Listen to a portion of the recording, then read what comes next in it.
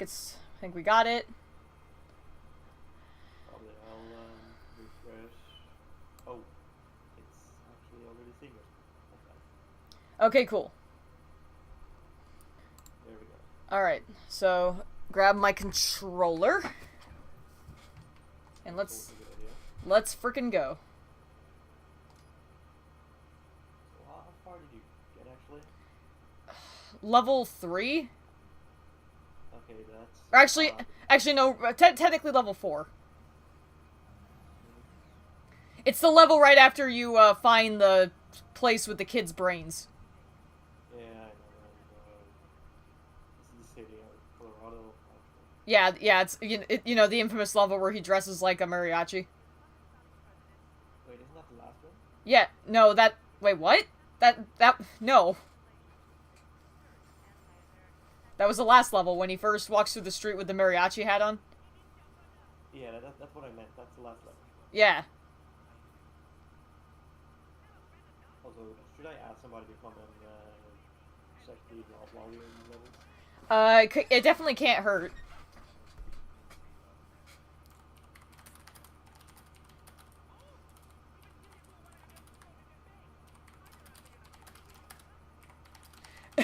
I can hear your keyboard. Well, yeah, of course. You got like Sorry to speak. you got the clackiest keyboard ever. Yeah, it's Cherry MX Blue switches. They're not the most noisy noisy ones in the world, but they're pretty high up there. They're very clicky. Yeah. Well, I know that that's like a desired a desired attribute in some keyboards because some people find that satisfying when doing gaming. It varies. Some people like it, some people don't. I personally prefer Cherry MX Brown, which are a little bit more quiet. But keyboards are super price nowadays. Struggling to afford even that. Well, not really struggling to afford more. Like I want to pay that much, and I have something that technically works. Yeah. I get what you mean. Consider buying a sort of rip-off Cherry MX Brown that sounds similar. But to see how I landed before I could make a decision, so I was so sad. I bought a keyboard back in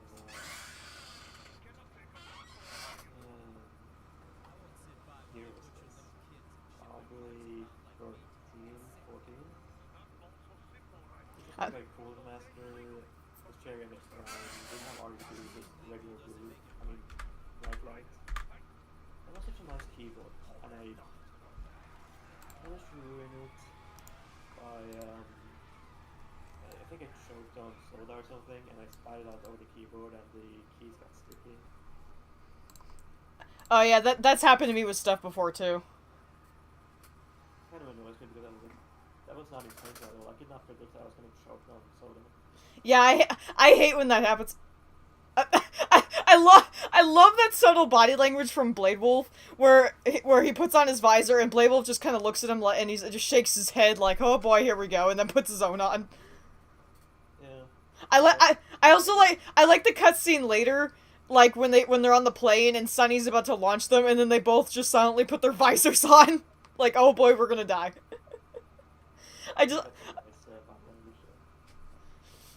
Though it is kind of funny that Blade Wolf's reflex is to do that when technically he doesn't need it. Like that was actually pointed out in a video, and it was a good point. Is that Blade Wolf like doesn't have the same concerns about a damaged face as Raiden would, so he technically doesn't even need the visor. So it's kind of funny that his reflex was still to put the visor on. Still costs money to replace it, and Cyber says I'm really quiet. Let's see if I can do anything about that. Well, you're really loud to me. Like I said, I told you it's probably going to be my stream volume. Oh wow, that's I don't know how to make the desktop audio sound louder. It's currently at max. Well, you can decibel boost it.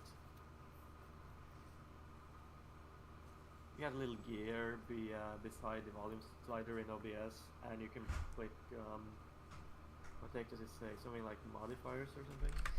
Hold on, let me try. Uh, Yeah. I see. Advanced audio properties, that's it. Okay. And on DB, yeah, I can see your screen. On let's see, mono balance. That's you don't have the Can you bump the volume beyond? Oh, hold on. Click the little checkbox besides volume. Which one? On the top. This one? Little higher. Oh, this one? Yeah, that one. And then on the desktop, you can bump up the decibels. Try something like 4. And then we'll see what people think. Okay. Well, 4, not 0.4. Oh, well. Also, Tempest is asking where you're chatting at. What does he mean by that? Yeah, good question. What do you mean by that, Tempest? Is he asking, like, where you're talking from? Because if so, we're talking in DMs. Yeah. Cyber, if you're still there, how's the audio?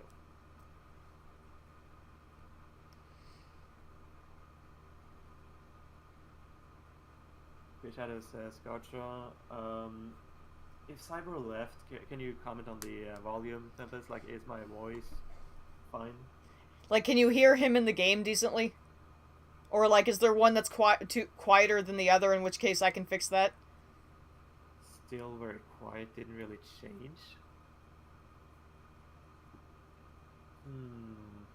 I think you're just gonna have to reduce the game volume and then just bump the desktop audio to high heavens. Well, it's worth mentioning that to me, you're already loud in my ears, so if I put it any higher, I'm going to be deafened. Oh, the desktop audio is, just a stream. It doesn't affect your... Yeah, look, the bar is at max, my dude. I had it like that from the start. You can see it right there. No, I mean, the decibel thing, you can boost it even further. Oh, okay. Like, by how much, you think? Try 10.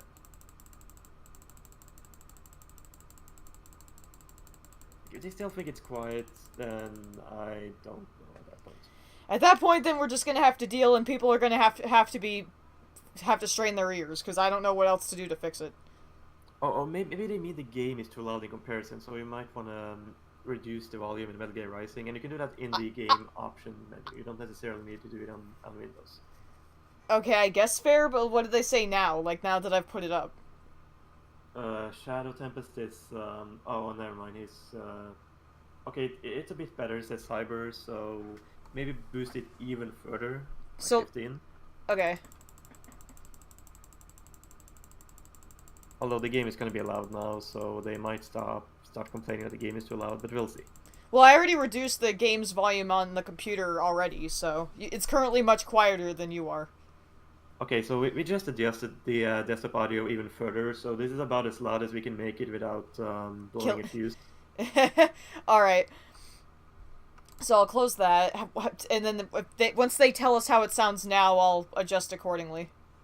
Yeah. Alright, please comment now, Cyber. Or Tempest, one of you. Anyone who's watching, can you hear anything? Yeah, that should be fine, so I think we're better. Okay.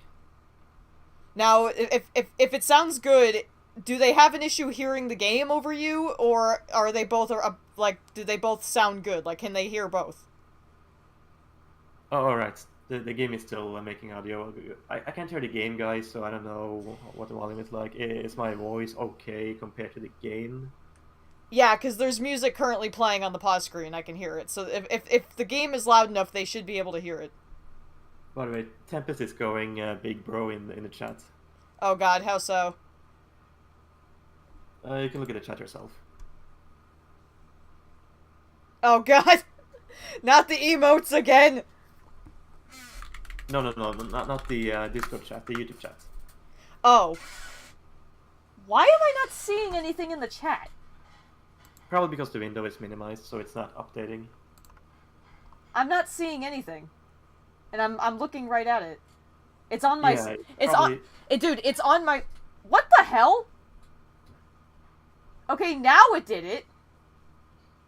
Yeah, it needs to be on the screen, like not minimized. It's not minimized, it's on my tablet. Okay, that's kind of weird. That's why I'm saying what the crap.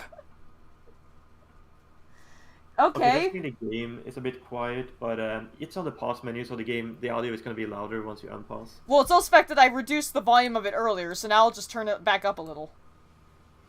Not too much, though. So, like, yeah, that's probably good.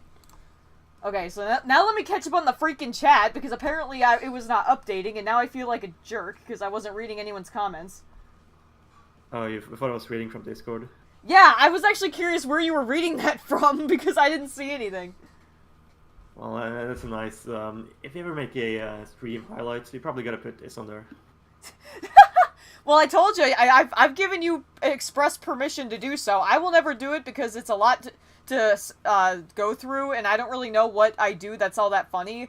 So I would do a terrible job at it, but if you ever want to, or anyone else wants to do stream highlights or make a video of it, feel free. I support you entirely. Because I would actually be curious to see what you guys find so funny about me. Well, you found a shiny Pokemon in Mr. Dungeon DX. That's kind of funny, I would say. Oh, well, yeah. I actually went and tried to find that in one of my archives, but I couldn't find it anywhere, and I was mad. Oh, I know where it is. I've seen it. Like I said, if you want to do a highlight reel, go for it, dude. At some point, yeah, definitely. Let's see. I'm reading. Oh, now I see what you mean by Tempest going full big bro. Yeah, Void Lemur, I would avoid using such language because I and my character are asexual, and we are sex-repulsed asexuals, so we don't appreciate being called sexy. You can say she's pretty, beautiful, anything else, just don't call her sexy. Pretty much, yeah. Alright, you should probably start the game now. Yeah, I'm like processing the chat. Sorry, I didn't realize like I was missing so much here. And you were complaining that the chat was too quiet earlier. Well, yeah, now I feel like a jerk. Like, what the crap? And now I gotta fix the thing. Hold on. Yeah, OBS has a thing where a game, like a window needs to be in a certain state or it can't read what the window is showing. I know, and it's bullcrap because the downside to this is that while playing the game, I'm not going to be able to see the chat. Well, I'll monitor for you, that's what I'm here for. That's appreciated. Like, if you could tell me, like, when there's something I need to answer, let me know and I'll pause the game. I would love to watch stream highlights. Yeah, I'm sure you would. Yeah, thank God. This is what I have mods for. Alright, let's go. Alright, let's... I'm gonna get hit. Yep, I knew it. Good start. Well, he was lunging for me before, like, he was lunging for me before I paused, so I knew I was gonna get hit. What difficulty are you playing on, by the way? The easiest. I wasn't trying very hard with this one. Oh, what happened there? Fair enough. You probably need, to be able to comment at the same time. Like, commenting well, it's also the fact that this is my first playthrough streaming through it, so I didn't really feel any need to, like, make myself frustrated. Oh, wait, you don't want to deal with your Let's Play first. Now, it's worth mentioning, I actually did, get a few left hands. Like, I know the trick now, so I'm, like, trying to get better at it. Yeah, for those not in the know, in the game, if you cut off left hands of specific characters, you get a sort of bonus. So that sounded weird. That's what's going on. Oh yeah, for context, it's kind of like one of these games collectibles, and I'm terrible at getting them because I never slice the right way. I basically like never slice it the way you're supposed to, and I figured out the trick after watching a video showing where they all are to try and come get them all, and I saw that the trick was what I was doing wrong actually was that I was trying to slice like diagonally across the arm to get it, and the actual trick is to just slice across like instead of diagonally, just horizontally across. Yeah, like, it won't actually damage the arm. Yeah, but doing that, you usually get the arm. I didn't realize that was how you were supposed to do it, and that's why I kept screwing it up. I like how you're looking at the Easter egg like you're considering whether or not to get it. There we go. Well, yeah, I mean, for obvious reasons. Well, she's clothed. It's more or less wearing a bra. It counts. Yeah, for those not in the know, this is kind of a violent game. Well, yeah, when I was at Ben's place the other day, Oh my god. We were looking at videos, and I pulled up my channel, and I saw, the thumbnail for my last stream, and it was at the one part where the dude is threatening to shoot the kid in the head, and it was literally that one screenshot, and I was, like, horrified. Like, really, of all the thumbnails it could have been, it was a guy pointing a gun to a child. Like, seriously? And that was a 2-hour stream, so that could have been, like, anything else. Oh, hi, Blade. You're actually getting a fair few, not like a lot, but you're getting a little bit more views than most streams, so I have a feeling lots of people saw the thumbnail and were like, what the hell?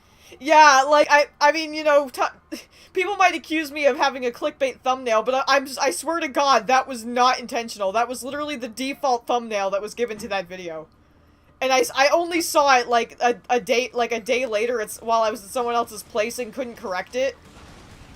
So I was so, like, disgusted with myself. I think YouTube knows that faces in particular gets more views, so I don't think the algorithm is biased to try and pick faces in your thumbnails. Yeah, I'm gonna get friggin' destroyed, oh boy. These hits are pretty tough, but they're, Get out of this combo, Raiden! Okay, I don't know why it's telling me to use blade mode, but, You can exit any combo by entering blade mode. Oh, fair. Never thought of that. That's a, well, it's kind of considered a, pro strat. Alright, see you, Void Lemur. Yeah, he just said bye in the chat, in case you're wondering. Oh, okay. It's hard, ow, boy! Whoa, ah! You're getting good rankings against these guys. Why did it tell me to go into blade mode? Oh, okay, oh, it's because I wasn't close enough. I don't know. I've had this happen several times where the game was, like, trying to signal for me to go into blade mode, but I didn't have anything to slice, so I was kind of confused as to why the game kept telling me to do it. Getting an S rank on those enemies really sucks, by the way, because, if Oh, you take I damage bet. at all, if you take damage at all, it, pretty much voids your S rank, more or less. Oh, yeah, I'm And sure. things sniping you, it's like, you take 1% damage and the game is like, yeah, nope. Kind of wish it was more, more defined, like, say, getting flinched made you lose the no damage bonus, but getting sniped by a bullet didn't. It's a pretty good strategy for handling those, what's the names? I think grads. Yeah, they're Technically called grads. Yeah. Oh, there you are, bastard. Looking for something. Take this!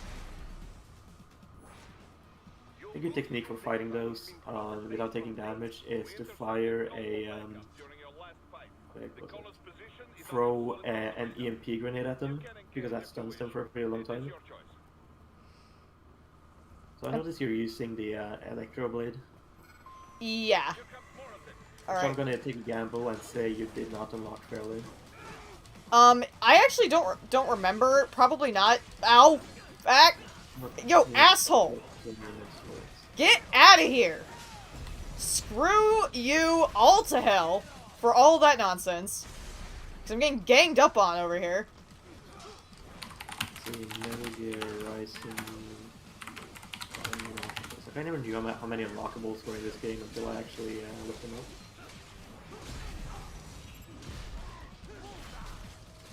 Acquire all injectors left arms. That's gonna be a tough one.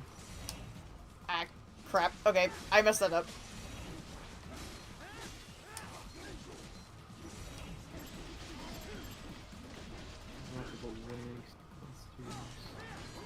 Okay, here we go. Armor breaker. Collect every left arm. Okay, yeah. I did download previously a save file that had everything collected 100%, so that's probably why it showed up. So fun, you probably know about it already, but you can unlock a wooden sword in this game that cannot cut enemies. I know. And it's technically still possible to beat the game with it. Oh yeah, I remember now. In any part where it's scripted for you to break, for you to cut open an enemy, it either just happens, or it doesn't happen, and the game just says, "Good enough." Okay. Say, It stopped me while I was on the table! Whoops. nice. Well, now I guess I'm standing on a table. So did you hear about the recent speedrunning controversy with this game? No, I have not. What's that? Somebody on SGDQ cheated a run of Metal Gear Rising Live. Oh, yeah! I actually remember. Okay, I heard, like, someone make a YouTube post. Like, I think someone I'm subscribed to that covers, like, speedrunning cheating and whatnot, which, because I'm kind of fascinated by it.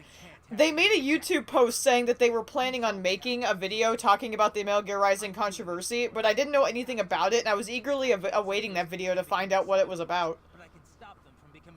Yeah, I've seen it. So, like, what did he do? Like, how do you cheat a speedrun live? I've seen people do it, but it's not an easy task.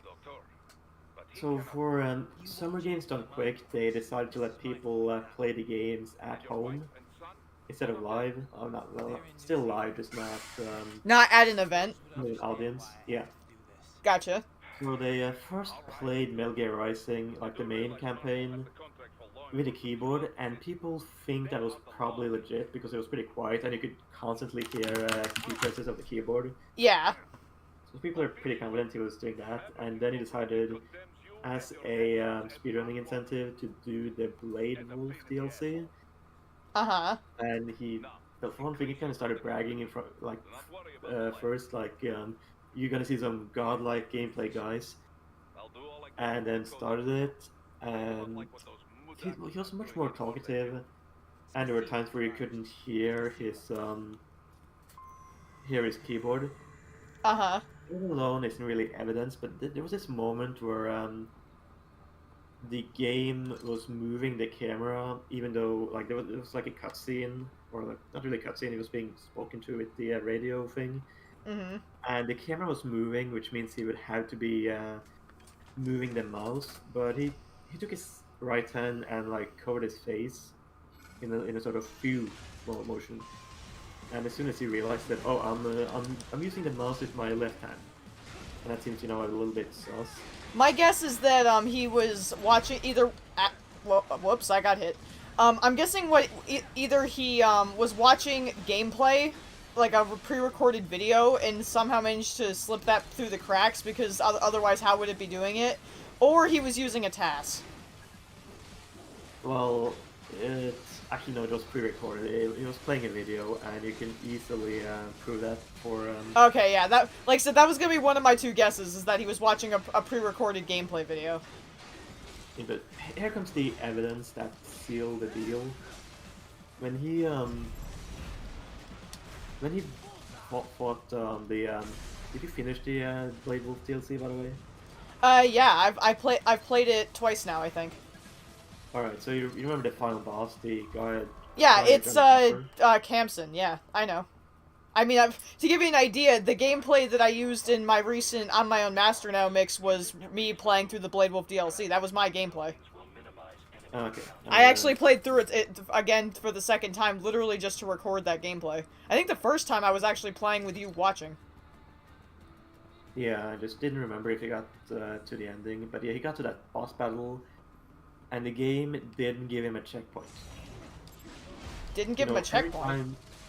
Every time you go into a boss for the first time, you see the checkpoint icon on the lower screen. Yeah. But if you die or you retry the boss, it doesn't make a new checkpoint for obvious reasons. Well, yeah. Ow. And when he played, he didn't get the checkpoint. Frickin'. Yo, asshole.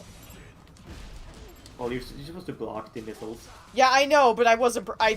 I saw the guys in front of me, and did he just turn invisible? Well, no, there's remnants of it. Well, no, he like turned invisible for a sec. Well, that's just how the game works. They can fade away even though the object is technically in the game, so it still has the. Now I think this. Frick. You really gotta be prepared to block when you see one of those guys.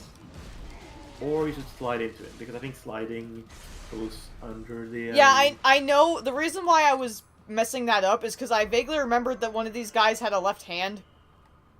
And so, and Yeah. I thought it was that guy, so that's why I was trying to be a bit more careful, but maybe I'm thinking of a different area. Because Yeah, but back to the cheating. I would have seen the left hand if, like, because usually when they have a left hand, it's very obvious, like it glows and shit. So I was like, huh, I'm not seeing it, so that's why I just blade moded him into oblivion. But Well, you already got the armor breaker that you're using right now, so it wouldn't. I know, give but you- I'm trying to do it for practice because I'm so bad at getting the left hands that if I see one, I'm actually gonna try and get it. Fair enough. but Even if back I to don't, the, even if I don't unlock anything, just so I can practice getting it.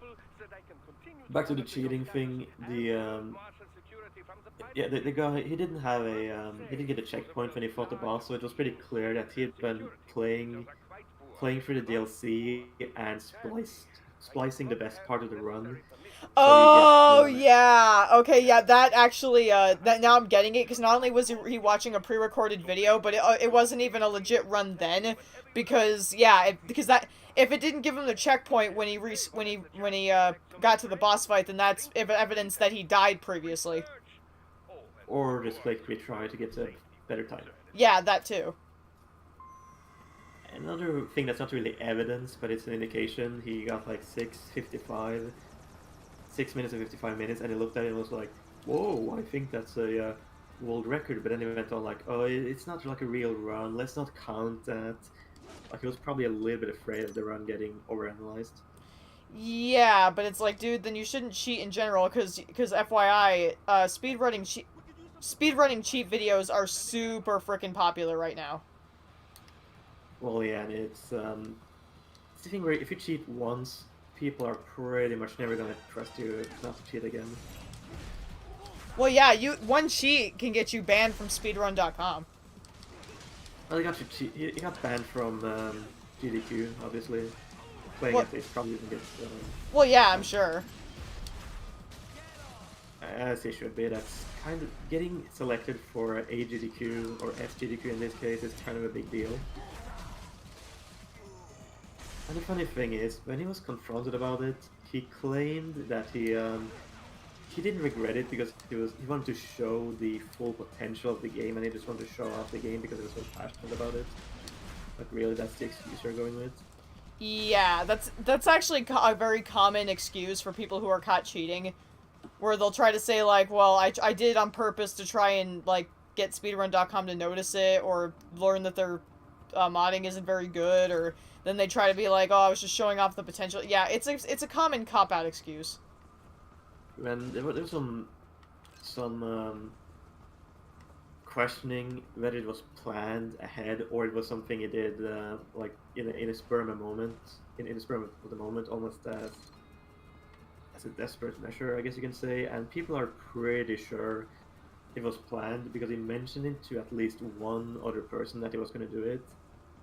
And it's also the way he acts. Oh yeah, it was people like were trying to see if he maybe did intend to tell people it was segmented but just forgot, so people started analyzing it, and the fact that he's surprised when he sees the time pretty much proves that he couldn't possibly have been presenting it as a segmented run or pre-recorded run. He was obviously pretending to react to it in real time. Yeah, And probably then there was very the poorly. moment- Yeah, and then there was the moment where the camera was moving, even though his right hand was not on the keyboard, and he claimed, "Oh well, I was using my left hand." You know, obviously saying you wouldn't say that unless you were trying to pretend to actually be playing the game in real time.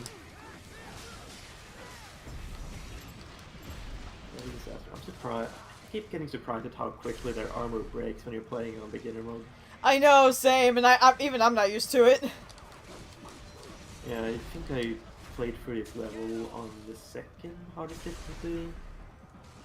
And because I'm an idiot, I want to try and go for the what the why? Oh, okay, yeah, that's why the camera's stuck like that. Okay. stuck on an object.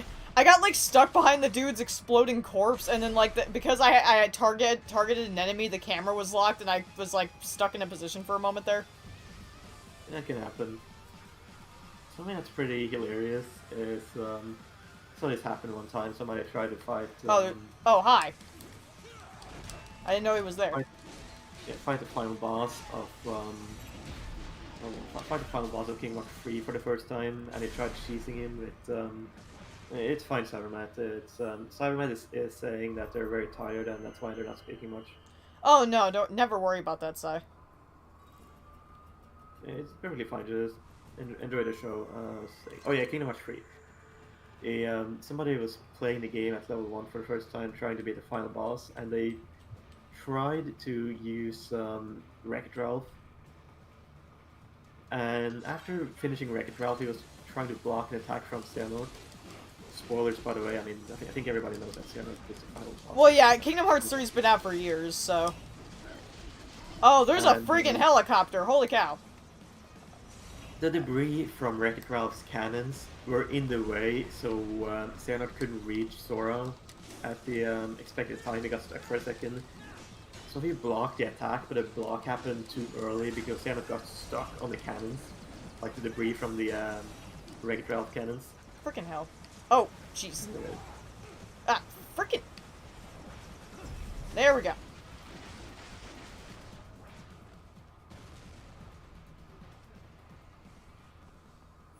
Yeah, that's pretty much everything I can say about that. That's kind of debris bugs happen sometimes in this game as well, where debris will be in front of enemies or close quarters. Yeah. Now, I definitely don't get why people still try to cheat in speedruns, because it's so easy to figure out, like, whether you're cheating or not. And it's like, really? Do they not realize that people can tell? I mean, all you need is, like, a little, experience in video editing, and you can be easily found out. Well, not necessarily. The problem with cheating in speedruns is that you only know that people have cheated once they've been caught. Like, there could be dozens of techniques for cheating. That's true. That pretty much everyone uses, and we have no idea because nobody's been able to detect them. We can be fairly certain that conference GDQ runs are legit because people are using consoles that don't belong to them, using controllers that haven't given to them. I slice literally everything except the torso. Oh my gosh. It's kind of fun when that happens. You're trying to slice. Oh yeah, I forgot there's a civilian down here. Whoops. What the? Who just saw me? Oh, hi. This game is really tricky if you try to save every civilian. Yeah, I pretty much gave up trying to do that. Because I don't like using stealth, it's boring to me. And I think civilians are actually vulnerable to your sword. So it's really difficult. Usually the best way is to try and throw some kind of stun grenade, and then try and kill them before they can wake up. So a fun little fact, if you actually save the civilian, and then slice him, he loses his clothes, minus his underwear, and Raiden gets scolded by... Yeah, I know, I've seen it.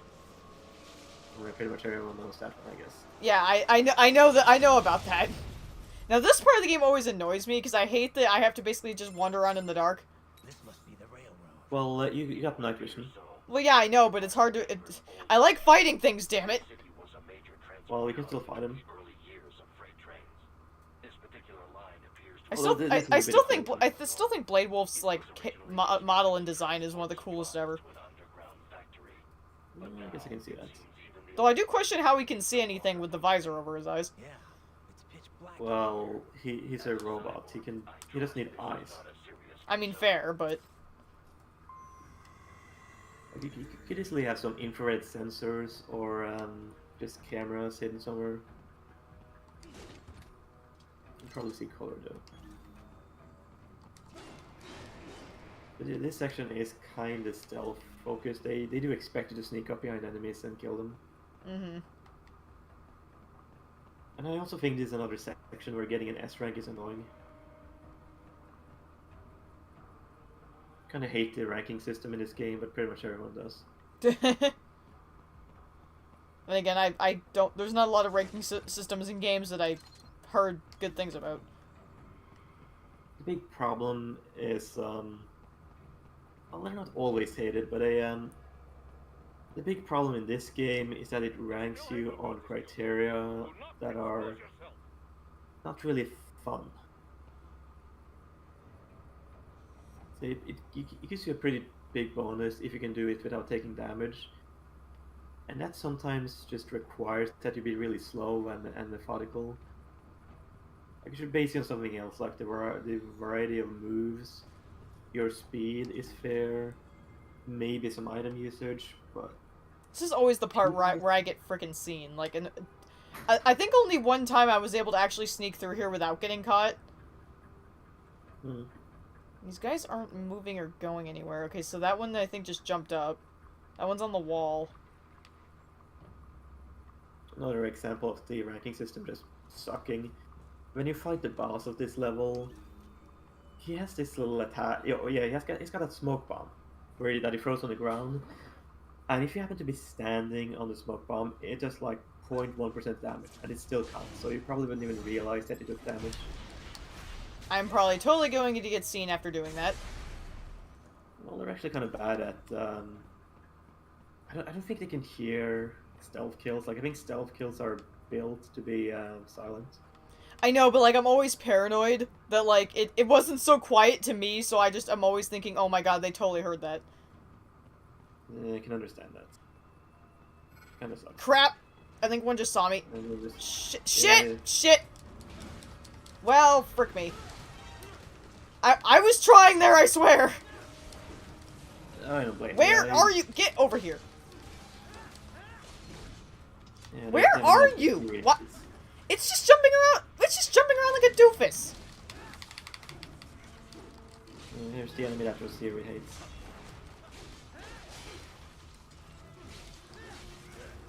Oh, for the get out of here.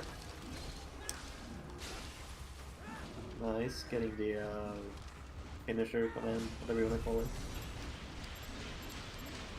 How am I missing the middle? What happened there? Hard to tell sometimes. It just happens sometimes when you mash. Might technically have been a little bit too far Oh away Jesus! from Oh my god, that scared me. Get out of here! Where? Oh, Why can't I hit you? There we go. That was just pissing me off. Small. Well, they're small. Okay.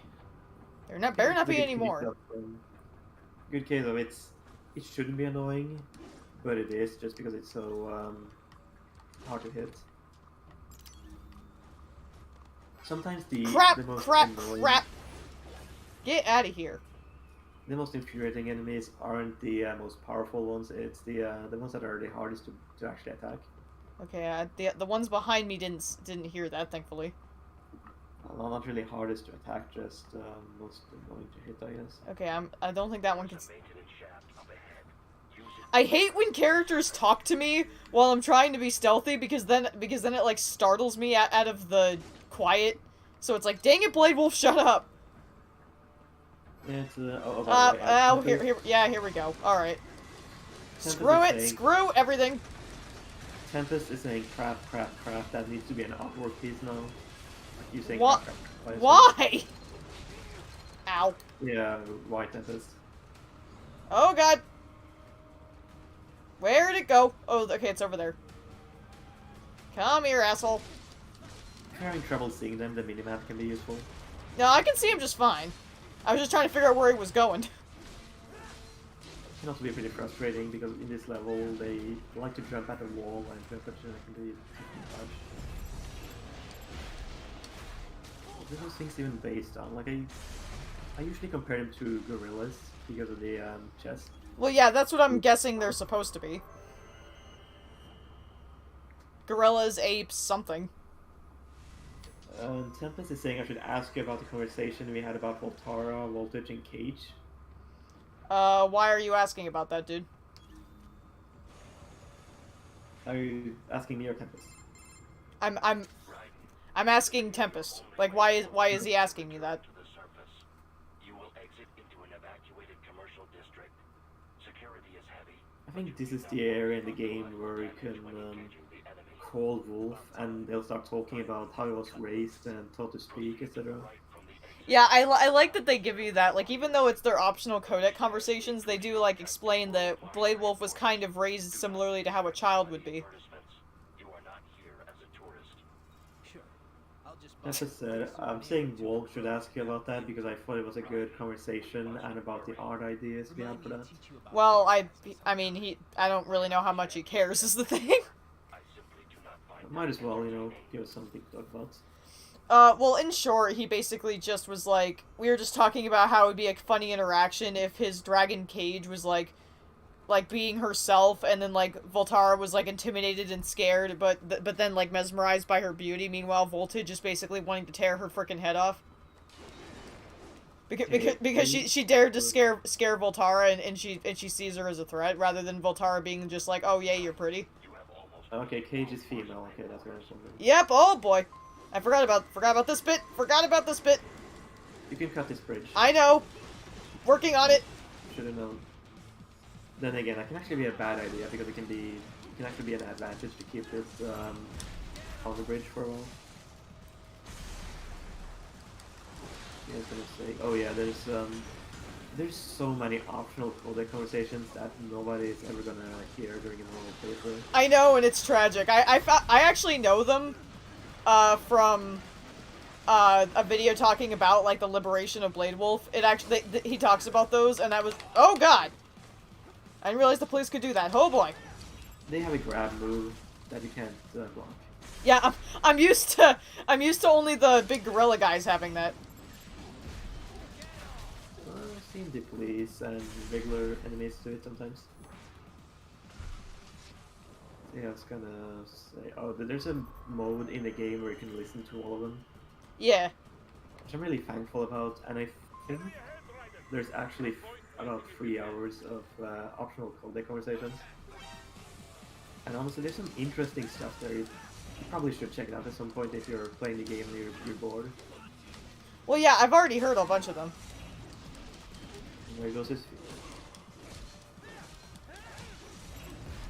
Might be a good time to mention how in Japan, the enemies actually bleed white. Yeah, I know. And it's not censorship per se.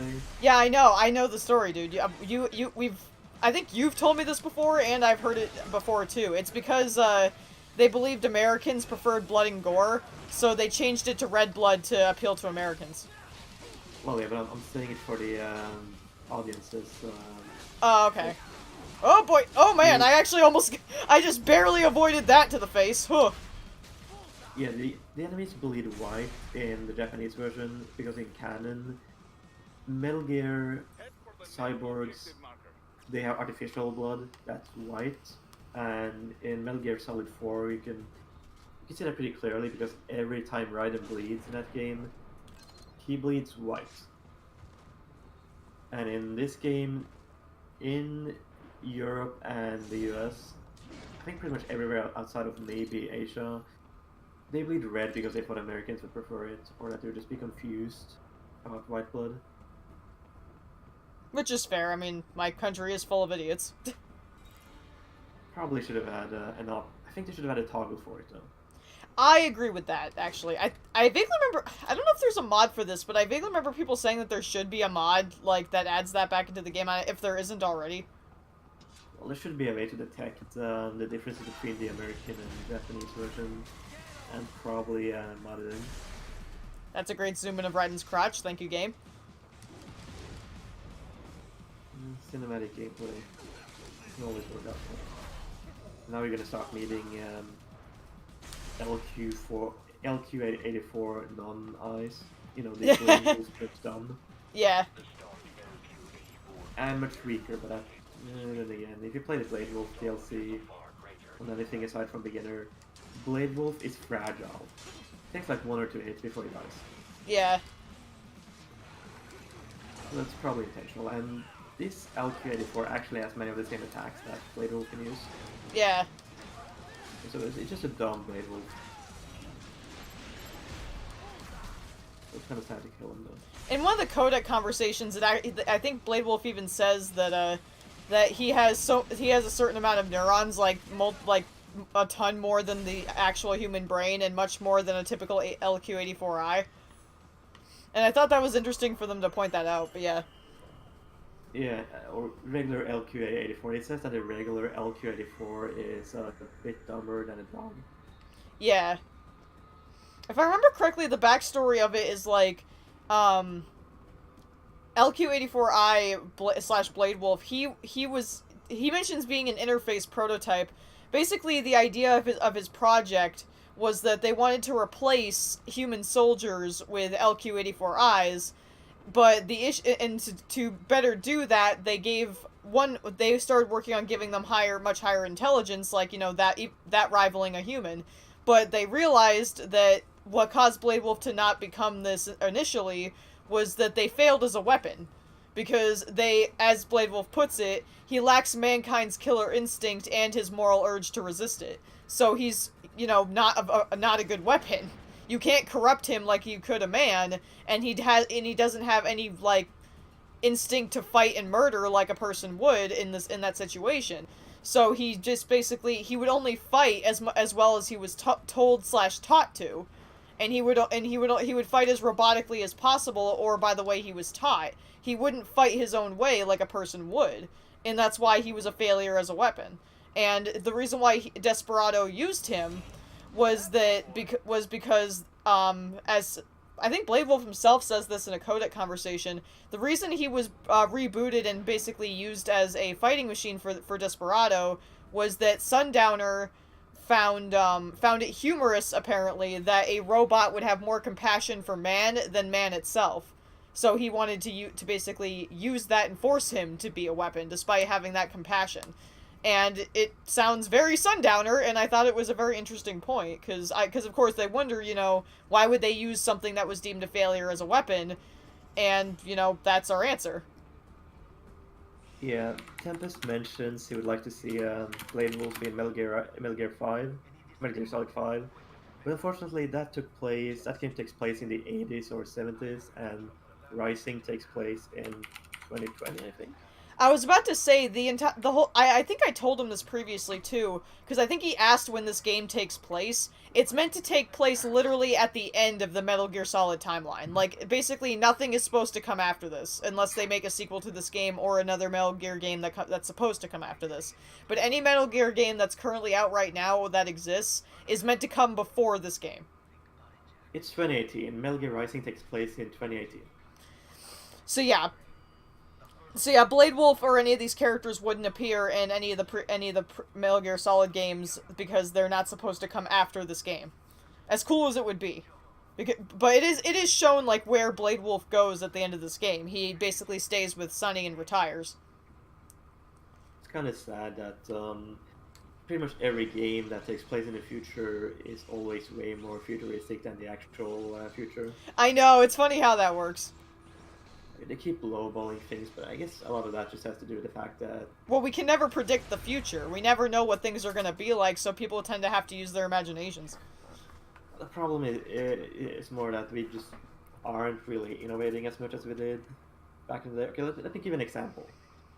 If, between the years of flight being invented and about 60 years after, like if you were born around the time where flight was invented, you would be as a kid see wooden planes that can fly maybe 50 miles per hour or so, and when you were old, you would see planes that could break the sound barrier.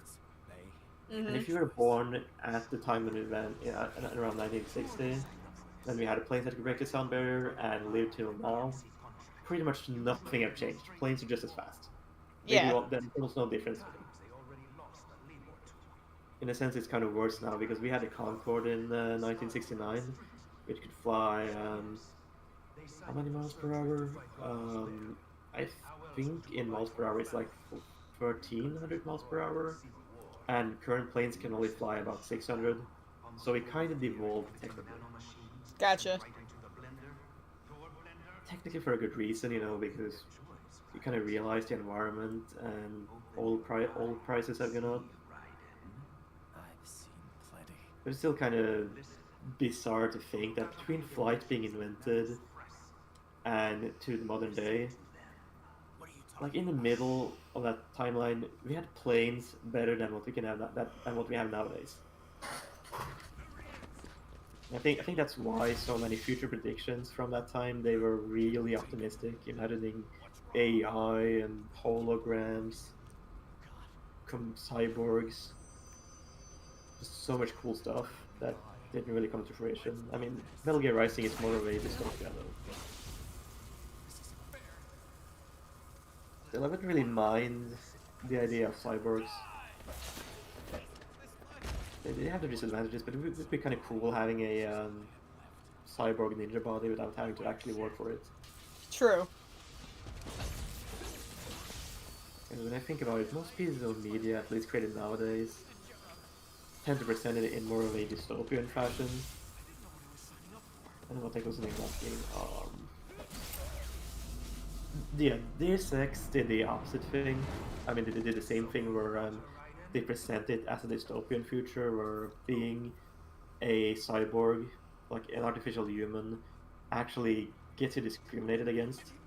Mm-hmm. Partly because people are jealous, or because it's expensive to keep maintaining yourself, so you gotta keep paying money to keep yourself alive, Yeah. etc. Kind of a sad thing when you think about it, because there was a period where the future was pretty much always portrayed as positive, but nowadays pretty much every piece of media that portrays the future is dystopian. Well, I mean, can you blame them? With the way things are going, the future doesn't seem very bright to a lot of people. Yeah, I see that. Tempest has got to go. If anything goes down, let him know. He's got to work on his life insurance policy classes. Okay. Have fun with that. Yeah, have fun. Makes me sadness. I'm not sure if I mentioned this before. When I was young, I was like super into the idea of the how the future was going to be so great. And we're gonna have like awesome technology. I mean, some of it we kind of have like this bad boy over here. I do love the fact that we can, that at least the PC ecosystem has gotten much better in the hardware area at least, and software it's we're getting spied on all the time, so it's not that good. Yeah. There's Linux at least, so that's good. But I was like super. Sorry. Why is Blade Wolf so cool looking? Like, seriously, his design kicks ass. Depends on the angle, I guess. Seeing at the kind of fleshy part under his neck, or like on his I guess neck is just the right word. Throat is probably the best word. It looks a bit awkward to me. Yeah, it does, but yeah, like from this angle, it looks really cool. Well, black and chrome goes well together. Oh yeah, totally. Gold. It's like black, chrome, and gold. You can't go wrong with that combination. And this is the part where it's all like, oh, it's so messed up. Like, I'm actually evil. I'm killing people, even though I shouldn't be. Even though it doesn't actually last. It's a nice attempt, I guess, but from a gameplay perspective, I'm not gonna feel bad about killing enemies if the game is rewarding me for killing enemies. Yeah, no kidding, right? I also like that previous line that Blade Wolf says just before he walks off screen, saying, "I'll patrol ahead, you follow." The way he said that really sounds like he's trying to protect Raiden here. Like he basically saying don't worry yourself, I'll take care of it. Just try not to lose yourself here. And that's I like I said, the guy voicing Blade Wolf does such a good job. Like, the voice acting is really good. Yeah. Like, it's like the perfect balance between having emotion and having just enough, like, lack of emotion to fit a robot. And I've seen very few things nail it so well. But back to what I was saying. If a game wants me to question morality, like question if violence is wrong, you can't make the violence fun. The game is constantly telling me like, "Whoa, stylish and amazing job murdering that guy." The game is constantly telling me that I'm doing the right thing. Yeah, I get you. And that's really For me though, it does work though because I take things at face value. So I get really like deep into this. So like the first time I played through this game and or saw this cutscene on YouTube, it really like got in my head. Like it actually got in my head like it intended, and it was definitely one heck of an experience. Well, to be fair, it kind of did on me the first time I played this until I realized just how much the game goes out of its way to make killing enemies fun. And you know that could work if you're in a simulator or something. You know those kids' brains getting trained. If you could play like some kind of side story where you're playing as them in the simulation, then it kind of makes sense why you know the simulation is constantly trying to encourage you. But Yeah, like this is not a simulation, so those like things congratulating you for killing enemies, that's not a part of the game's story. That's just whatever you call it. That's like the game design speaking to you. Here's a pretty good example of a game that actually manages to make the killing unsatisfying. It's Spec Ops: The Line. At the beginning of the game, it plays like pretty cool music when you're fighting, and it's mostly portraying what you're doing as the right thing. And then it gradually changes the way the game operates to make you feel like killing just isn't fun. One of the things it does is that it doesn't give you a break. It just it forces you to kill just for such a long amount of time. I mean, not a break that you just get tired of it. Like you genuinely feel mentally exhausted from constant action, and not breaking it up with cutscenes, etc. Another really cool thing it does is it changes your character's behavior and look. Like your character just looks more beat up, more bloody, more demented.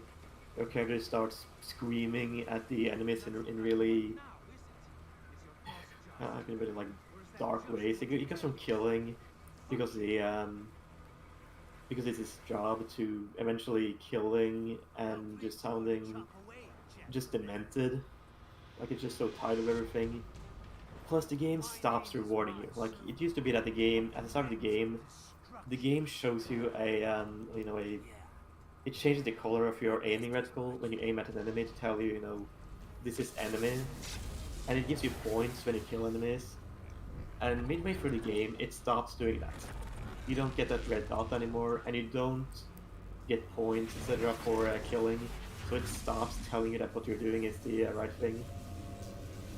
gotcha. And it eventually just burns yourself into your psyche that you're not having fun anymore because the game has made killing unfun.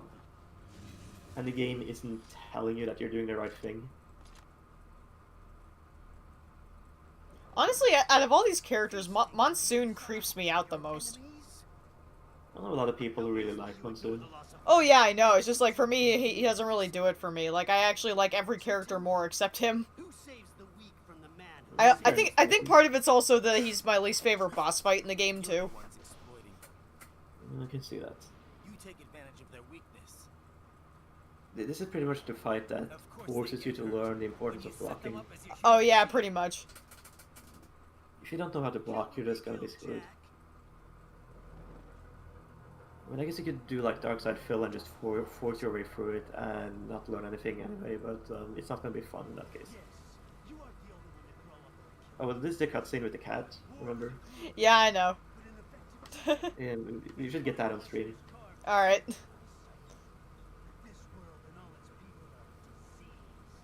And it's gonna come eventually. Oh, it's moving.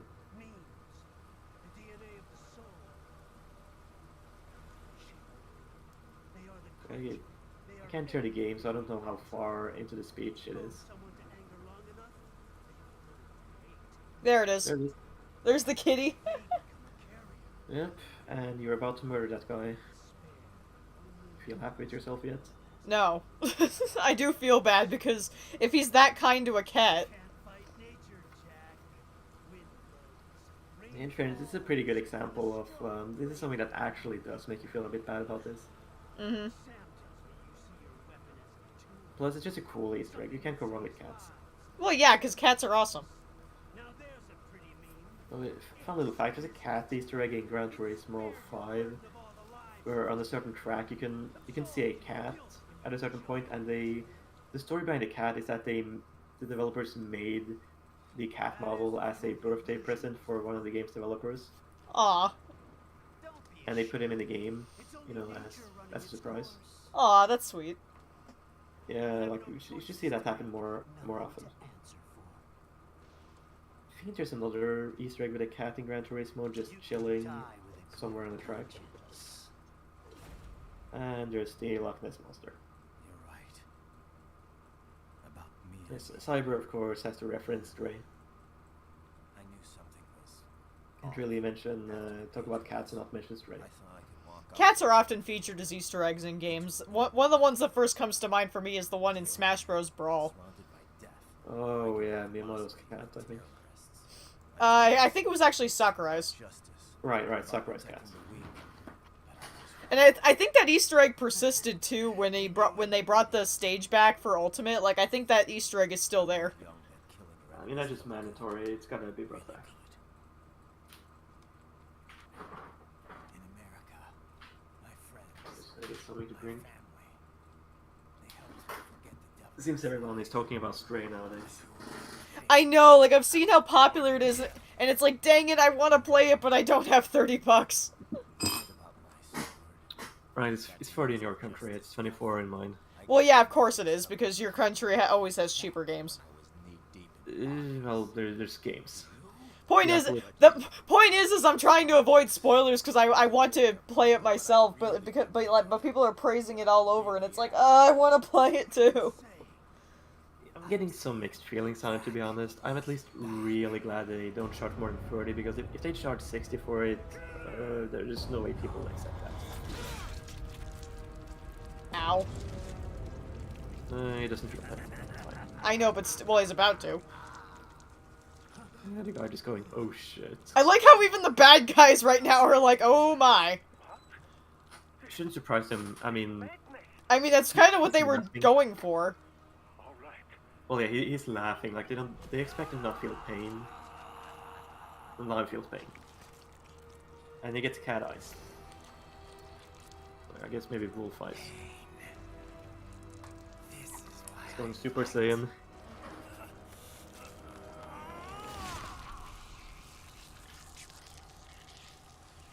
Which is kind of accurate. Like I said, I just love the fact that, like, the bad guys actually look horrified. Yeah.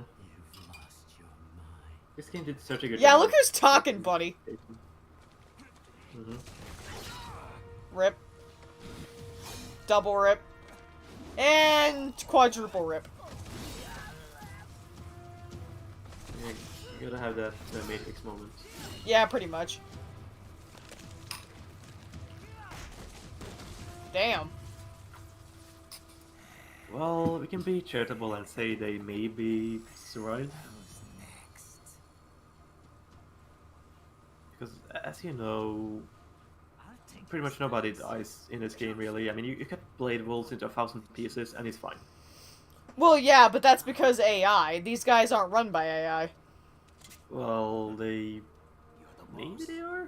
No, well, they confirm that they take brains of humans and then put them in a cyborg body. That way they still have, like, human thought and ability to, still think like a person, instead of having to run on the limits of AI.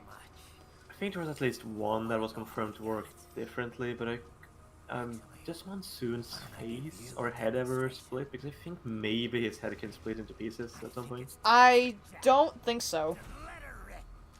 Yeah, fair enough.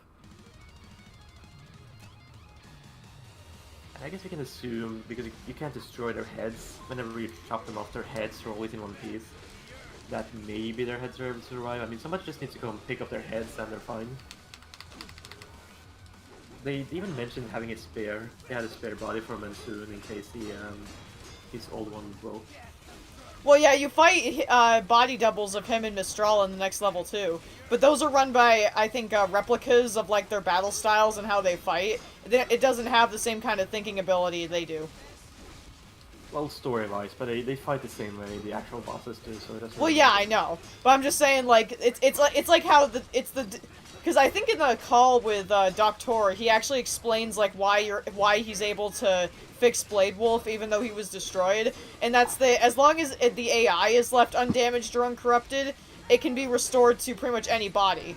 But if the AI, the only part of a robot that is very fragile is the AI, and if that gets destroyed, then you cannot rebuild a robot with their AI, which is why they were able to bring Blade Wolf back, is because while the body was destroyed, his artificial intelligence was not. I mean, it's not entirely accurate to say artificial intelligence. It's more just like his hard drive is still surviving. Kind of the same thing, I guess. I mean, it works the same way. You can just take a hard drive from one computer, put it in another, and that new computer basically becomes the old one as long as they're compatible. I've done that a few times. Right, so you're getting to the throwing attack thing. Also, the droplet stopping is a really nice touch. Oh yeah, totally. It does not at all match the actual rain effect, but it's fun touch. I think they're too big. Like those droplets are big. And then you get nano pace. So as long as you're careful, you probably won't die on this battle. No, I won't. Oh, by the way, if you throw an EMP grenade at him, he will get insta-stunned. Yeah, I know, but it's like I have tried that several times, and every time I do, I do it wrong, or he like goes to attack right when I do so. So I kind of gave up trying to do that. Fair enough, I guess. And this section also is kind of difficult to dodge if you're doing it legitimately. Yeah, I know. I mean, Ow, you can dodge frick. most of them. I just could not beat this battle without taking damage because there's so many small things that can happen. From what I hear from pro players, this is a really annoying battle to no damage. And there's his head, just lying there.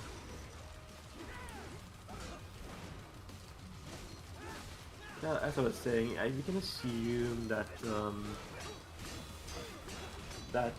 the heads can keep the brain alive for a while, so we can easily assume that most enemies didn't actually die.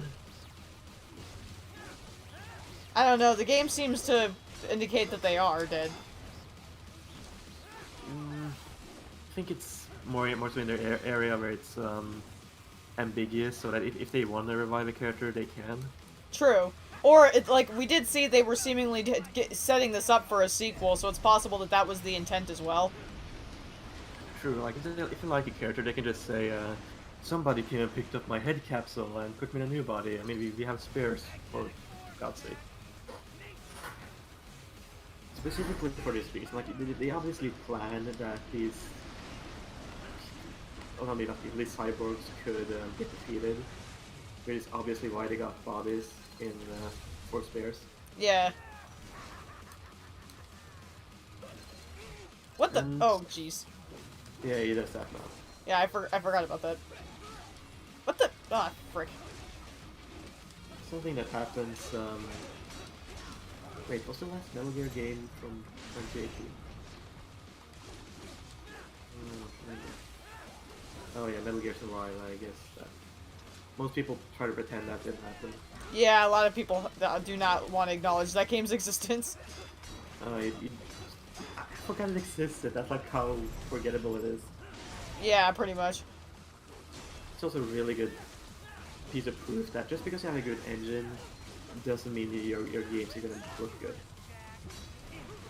Metal Gear Survive was built on the same engine as Metal Gear 5. Did you ever hear much about Metal Gear Survive? I heard enough. All I had to hear was the paying extra money for a freaking save slot, and I was like, okay, this game is trash. Yeah, it's pretty much the thing that everyone knows about Metal Gear. You gotta pay for saves. Yeah, bullshit. Yep. Let me Google that. Oh my god, my wrist is starting to hurt from all the button mashing I'm doing.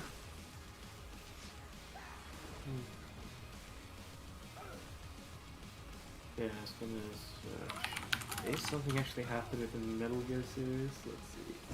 Aside from pachinko machines, I don't think so. See, 2 weeks ago, Konami is working on bringing the Metal Gear Solid games back to the like the download shops, e-shops, whatever they call them. Okay, so they're not completely ditching the series. I'm not sure that's a good thing or not. Unless they can show us that they're not horrible people, I'd say it's a bad thing. Yeah, kind of like it's probably a good thing that people can still play the games. But when the company is horrible, it's not tempting.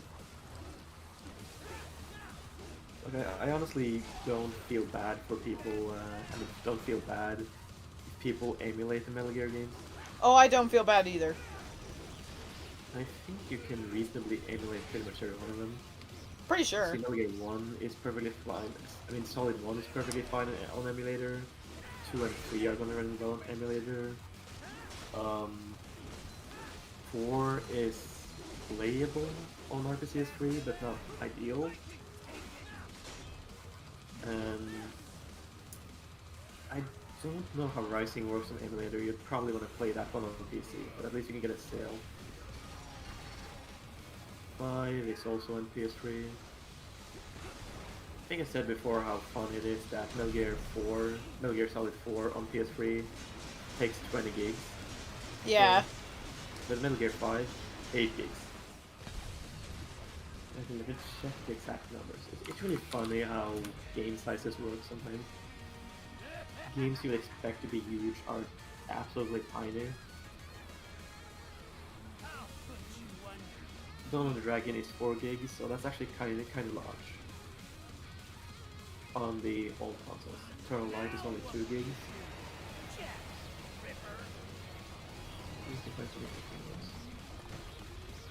Skyward Sword is 4 gigs, which makes sense because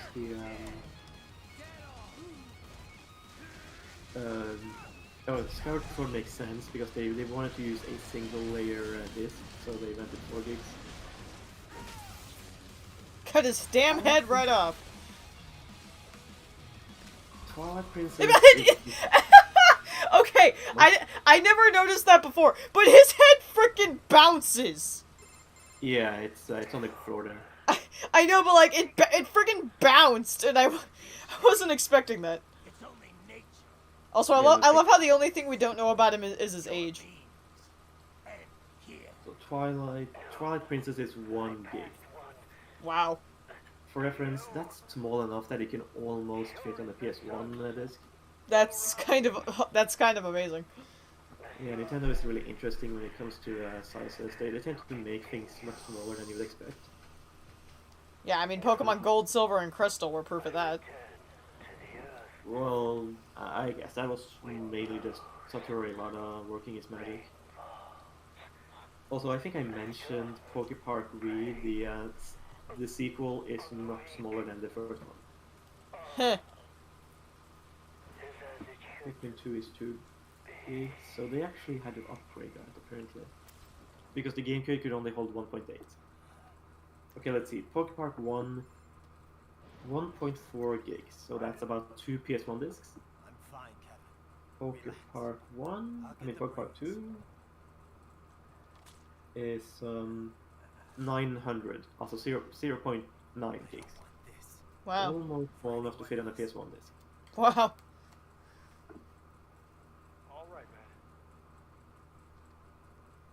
Cybermat is tired. They're popping off. Did you catch that? What? Huh? Cybermat is hopping off because they're tired. Oh, okay. Alright, see you, Cyber, if you're still here. See what else can we find.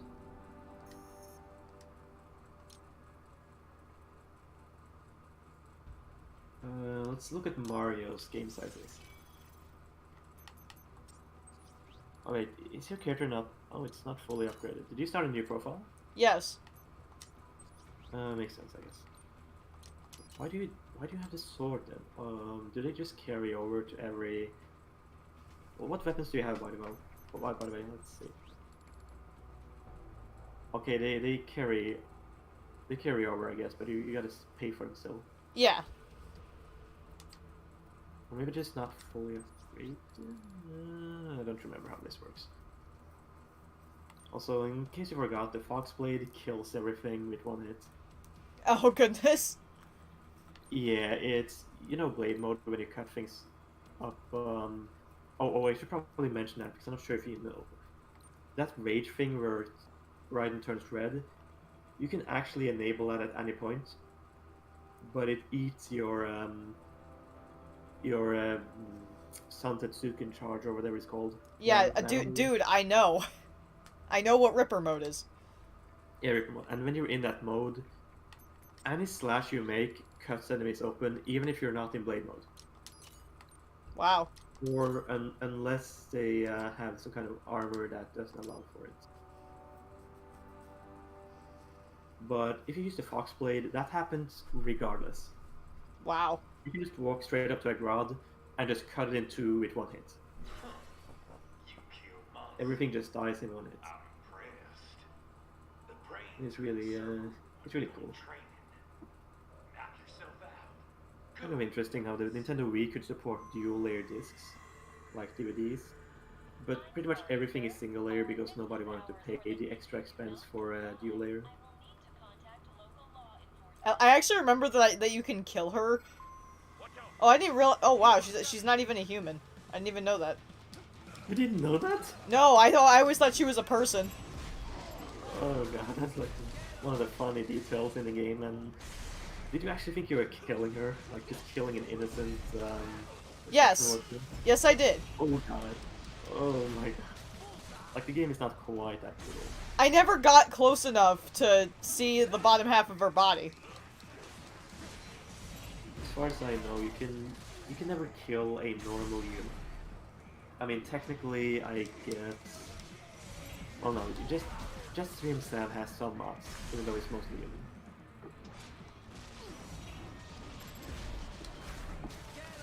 Let's see if I can find some interesting game sizes. That'd be fascinating.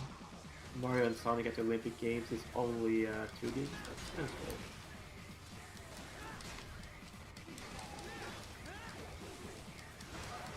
What? Okay, that's an interesting thing.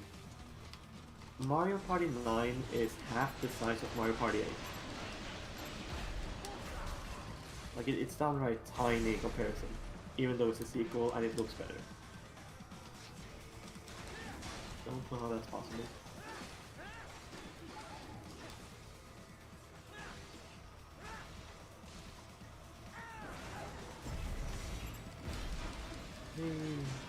You know, while I'm here, let me check the game size for Metal Gear Rising. Alrighty. And let me just check the stream chat real quick. Overall rating. People probably don't emulate Metal Gear Rising too much because it's on PC and it kind of runs like kind of runs on a potato. I was gonna say something. Shoot. Oh yeah, I don't know what was up earlier, that random person just casually coming in here and calling Voltara sexy. Like, what was up with that? Who knows? I will say that, I was gonna say that, like, you know, I meant it when I said it's not the first time that's happened. Yeah, I know. And no, I don't understand why people find her so attractive. Scales are a thing, you know. Well, yeah, I know, but, like, what about her is so attractive? I don't understand. I mean, she has a fairly likable color scheme. She's often drawn with a I was about to say, but the best guess I got is that she has an appealing design, and she is often drawn, like, with a slender frame. I literally prefer to have her drawn that way. Oh boy. I'm gonna get blown up! Some people are just for What the? dragons. What the? Can I just stand here? I guess. Can I seriously just stand here? Oh, okay, no, they'll eventually come to me.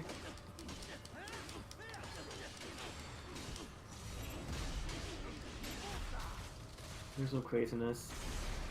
I'm assuming people do this as a joke, but on this site, people have ranked Hannah Montana the movie as the best game in all categories.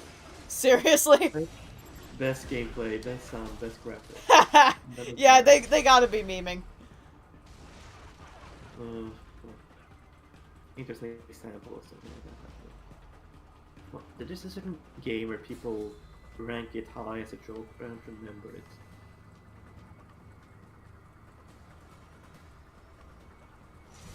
So, bizarre reason. Minecraft PS3 edition is still really popular, even though it's probably one of the worst ways to play Minecraft, except for the 3DS.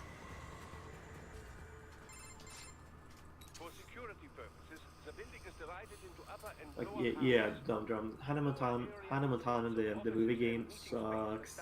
while confidential military projects I don't. Is there a single Hannah Montana game that didn't suck? I think my sister kinda liked the DS game actually. Oh god. that elevator can only access It's kinda a you need to get isometric security gates there to what do you reach call it, the like upper walking area. adventure, like most of the time just walking around talking to people, doing the occasional music minigame. Oh yeah, I figured. Sounds about right. And it's one of those games where when you finish it, you get locked in a certain area and you can't escape. Oh my god. The ending of the game is you gotta perform on stage as Hannah Montana. So you get placed backstage, you talk to some people, and then you perform, and then the game credits roll. And when you load that save again, you're back in the backstage, and you can't go back to your back to the house or to the school. You can't do anything. Gotcha. You can't do anything except just walk up to the ending and just get it. And there's a coin in the ending, which you can't use to buy anything because you're stuck in the ending section. And the game doesn't save, so you can't even save that you collected the coin. It's absolute trolling. It's like giving you a health upgrade or something when you're in a no damage scenario. It would be like having a that's a good example. Having an epilogue section in this game where you walk as Raiden to get the briefcase, or to the briefcase cutscene, if you speak. Yeah. And there's health there, which you can't use because there's no combat in the section. Wow. That's kind of what it's like.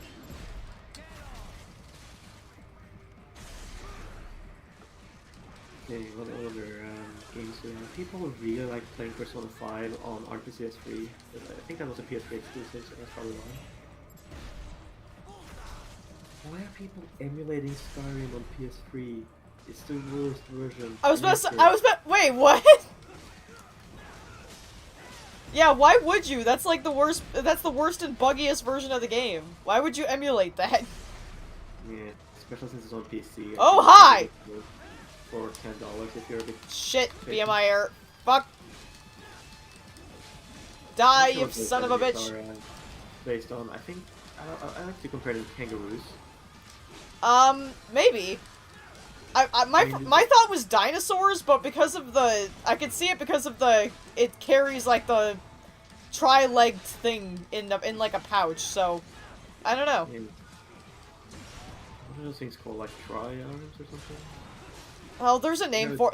There's a name for them, and they say it earlier in the game, I just can't think of it in the moment. Yeah, I think people often just call them the legs or something. Or arms. I love how when you destroy the legs, they just sit here and wait for death. Yeah, you're just gonna have to take it. Also, you know, if you cut the arms and legs of certain enemies, they will say, "I'll still kick your ass," while squirming on the ground. There should be an electrical panel nearby. Good. So you might like this. Metal Gear Rising: Revengeance is on the it's like the 6th on the list, ranked by soundtrack. Oh, good. It Not deserves it. on graphics or gameplay, but people like the music, I guess. The music kicks ass, my dude. And Like- it's 10th on the overall rating. So it's 10th place overall.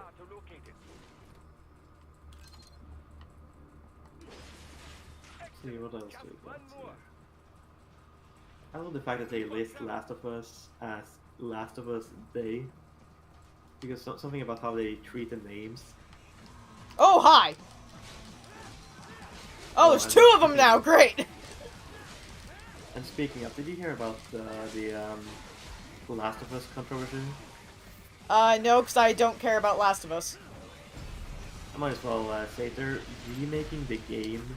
Oh, For the yeah, first that! time. Yeah, I saw people were like, is this really necessary? And I was kind of thinking the same thing. It's almost like Skyrim at this point. It's one thing to upgrade a game for like a next generation console, but if they do it 2 times in a row, I mean Nintendo's probably done that with some game, but you have this game that, for one thing, it's from 2014, so it's less than 10 years old. It looked really good on the PS3. Then they got a PS4 version, which some people complain about. But for one thing, it was $50, not $60, so it was a bit better of a deal. And it ran at 60 FPS and 1080p, so it ran kind of well. And now they're remaking it for PS5. And the only differences are, it looks mildly better, but nothing mind-blowing. And they added a speedrun mode that like keeps time for you. Wow, that's kind of cool. Yeah, but it's not worth buying the game again, for in my opinion, unless you're just a super fan.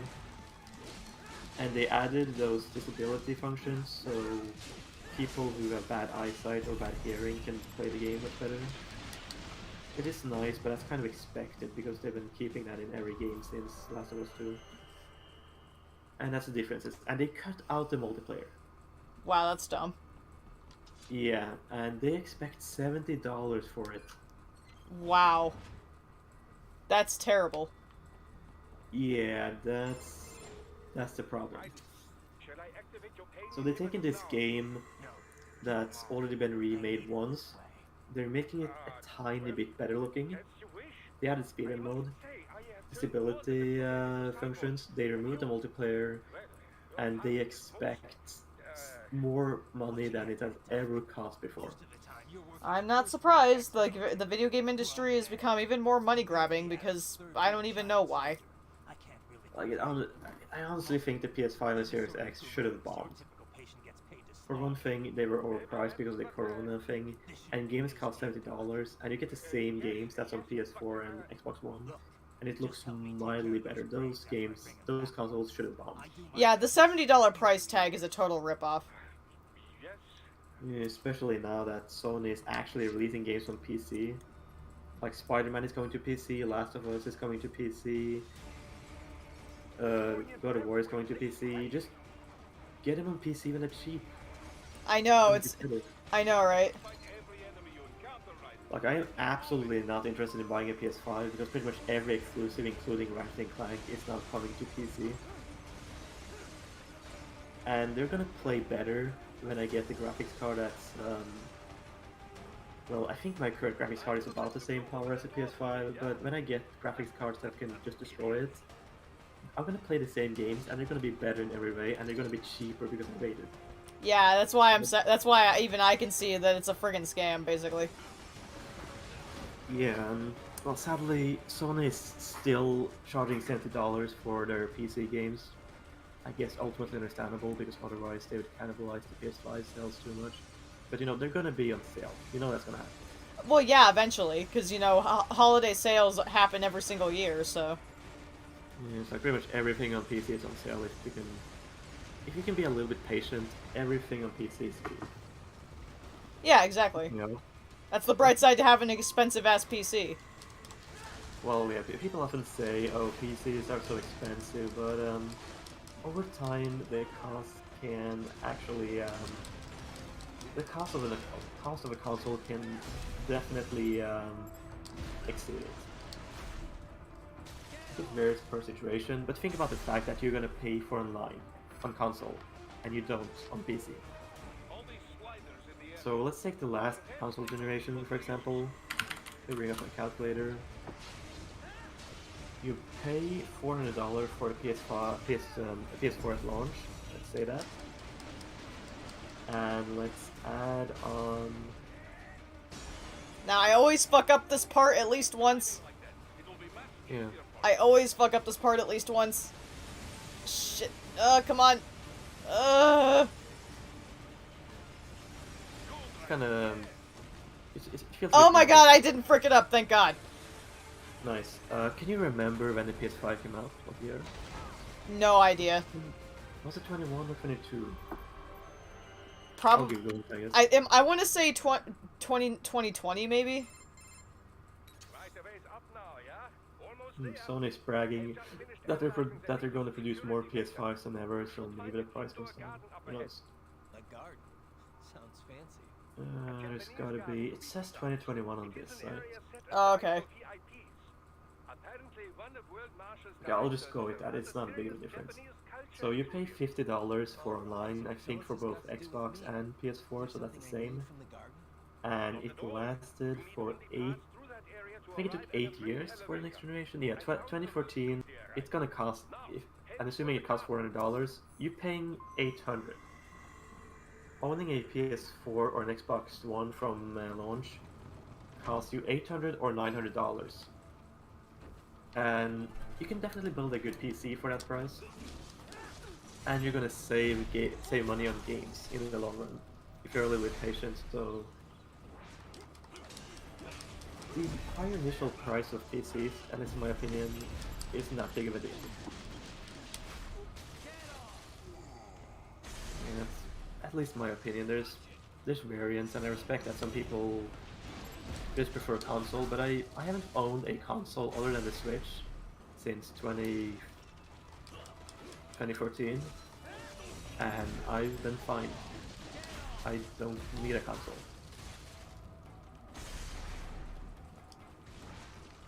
I had to give up on a few exclusives, but I was going to be able to play those anyway, eventually when the consoles got cheap. And now that Sony and Microsoft have basically decided that PC isn't a threat and they're releasing everything on PC, well, I'm just going to get those PC games. It's going to happen. Yeah, I get you. So I was looking up sales. Let me go back to that. Marvel Spider-Man is coming out in a few days. And Sony actually knows what's up because they don't charge $70 in Norway. They charge 76 Oh my god. or 77. And again, that's actually strictly put what's sensible because Norway does have a higher GDP. Again, it's common to make $20 an hour just by working a normal, sitting at the register or stacking goods in a normal shop. Sitting at the register. Oh, yeah, I forgot you don't do that in the US.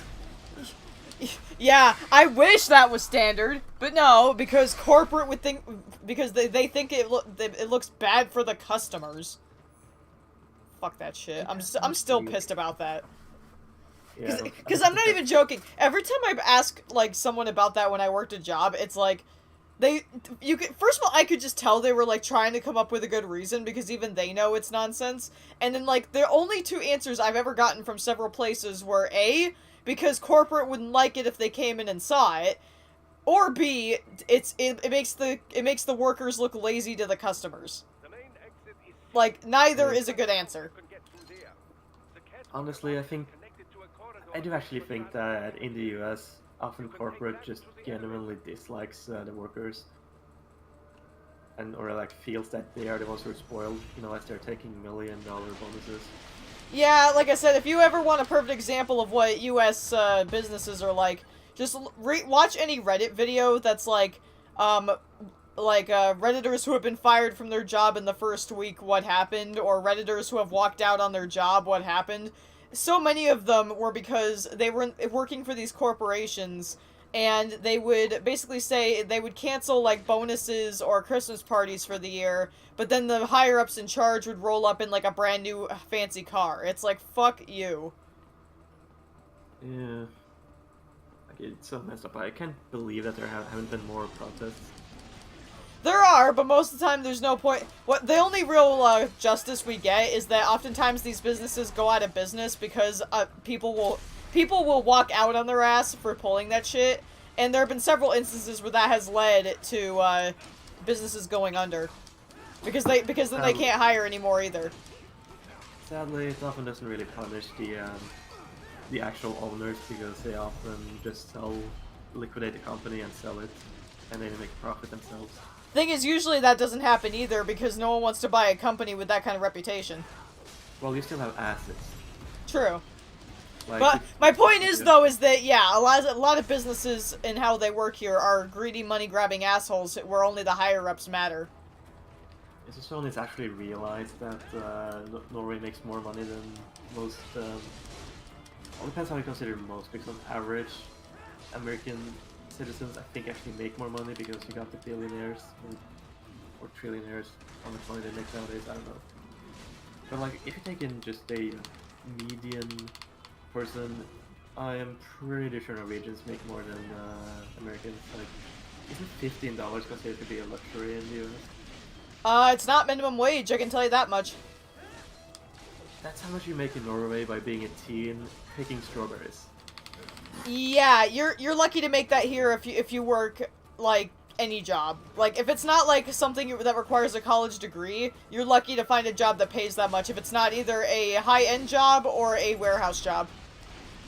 Yeah, and here it's pretty clear that Sony has realized, you know what, we can charge Norwegians more money. Like, to give you an idea, when I worked as a cashier, right? I forget exactly, like, how much exactly I was being paid, but it was under $10 an hour. I can tell you that straight up. And when I worked at the college that I mentioned, it was better, but I don't remember if I was making 15 or not. I don't think I was. So even at the probably the best job I had, I still wasn't being paid that much. The only Wow. like I said, I've actually done like basic math in my head trying to figure out if that pay would have been enough for me to live on my own, and calculating the cost of apartments around here, I'd say that a full monthly pay from that job would probably be able to cover rent, and that's about it. It wouldn't be able to cover bills, amenities, food, pets, anything else. It would have been able to afford rent comfortably and then nothing else. Sounds like it. The worst paying job I ever had paid about $15. And the funny thing is, I quit right before the workers unionized and negotiated higher wages, so... Ha!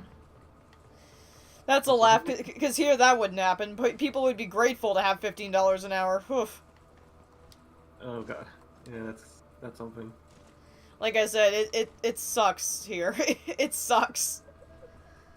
Okay, so Horizon Zero Dawn is 50% off. Yeah, really? Where I the... would have gotten it if I cared about that game, but it feels to me like Witcher 3 and a little bit of Zelda, just not as good. So I don't want to buy that game. Where the crap am I going right now? Plus, apparently people really hate the sequel to Horizon Zero Dawn. Oh, really? Yeah, people feel like it just did not evolve. Well, people expected like next-gen experiences, and it has all of the problems that open world games do. You got fetch quests, you got puzzles that need to be solved in a super specific way. Like you got like these stupid things where you need to get into a certain into a certain room to open a chest, and even though there's like a ledge that you should be able to jump on and get in, you just can't grab the ledge because the game has decided no, that's not the correct way in. You gotta find another way. Still interested? And the way you gotta use to get in, it involves getting a power from somewhere else in the game. So you're gonna spend a lot of time trying to get in, just to realize I'm lacking the thing I need to get that chest, and then you just have to go. Oh, that sounds like a pain in the ass. Yep. I think the combat is apparently okay-ish, but nothing amazing. Dragon Wars is a game on Epic Games Store right now. I kind of find it sad that Spider-Man Remastered is 5th on the top seller list, even though it's not released. And Yeah, it shows that a lot of people really wanted to play it and probably don't have a PS4 or a PS5, so yeah, PC owners are probably real hyped about it. well, true, but PS4, like PlayStation ports have been mixed. It sounds like it's promising that it's gonna be good, but I would still wait for reviews. Yeah, that's why I'm not, like, jumping on it right away, because I'm waiting to see how well it was ported, because there is always I mean, we all know how the Batman Arkham games were like on PC, so I'm unsure if, this could end up having similar problems. True, right? And then there was, Cyberpunk 2077 on console. Oh, yeah. I do like how the game was completely broken on console, and all the PC gamers were like, so now we know what it's like. Yep. Being broken ports. Among Us is on sale. I mean, it's $3, so it doesn't really make a difference, but there it is. Well, yeah. Also, they're gonna sell GTA 5 again on next-gen consoles. Like, if you play the PC version, you already play the PS5 and Xbox Series X. Isn't, like, am I correct in saying that GTA 5 is the fan favorite? I think so. Because it really does seem like they're like, oh, something is a fan favorite, let's port it to literally everything. Well, I think it's more than just milking it, because it was Exactly. a super expensive game, and people are still buying it, so they're like, yeah, let's just do it. It's like Resident Evil 4, they gotta put it on everything. Yeah, but at least Resident Evil 4 isn't being milked with microtransactions, etc. Yet. Yeah, exactly. Yeah, I gotta say, yeah. Because with the way the video game industry is, it's always a big yet. Yep. That's how it is. Meanwhile, us gamers are just sitting here waiting to be tortured by the gaming industry again. Kind of feels like the gaming industry in general has been in a bit of a dark age since the PS3 and 360 era started. I know this sounds probably dumb and kind of hard to emphasize with, but it used to be before that time that pretty much every game you bought, you buy it, you bring it home, it works, people were happy, they were always innovative, they always had big changes. Cinder. She means the dog Cinder, in case anybody is watching. She has a dog named Cinder. Yes, I do, and she always likes to open my door, and my parents don't like it when I'm streaming and I'm loud, so I shouldn't have my door open. Don't give me that innocent face. You know I don't like it when you do it. Just give me that look. Then again, to be honest, if your parents were complaining about you being loud when you're streaming, they can be kind of loud too when you're streaming. Well, don't bring that up, or they'll accuse me of disrespect. Oh boy.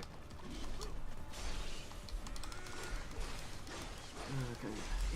Is that always how it works in America? Is it like always all criticism is disrespect? There's a reason it's a meme. You know, I haven't looked at the generational conflict in the US, like how old people hate young people hate old people, and thought it was like dumb. Pretty much. Like, okay, boomer. But that's probably because I'm looking at it from my perspective, because usually old people and young people generally are fine with each other in Norway. There's not that much conflict. But when I hear things like that in the US, how every disagreement or every critique is seen as disrespect from older people, I think I kind of see why young people hate old people so much. Maybe I should probably realize that when I browse Twitter, etc., that my perspective is probably not what most Americans are experiencing. Tale of the Kingdom Hearts series is on sale again.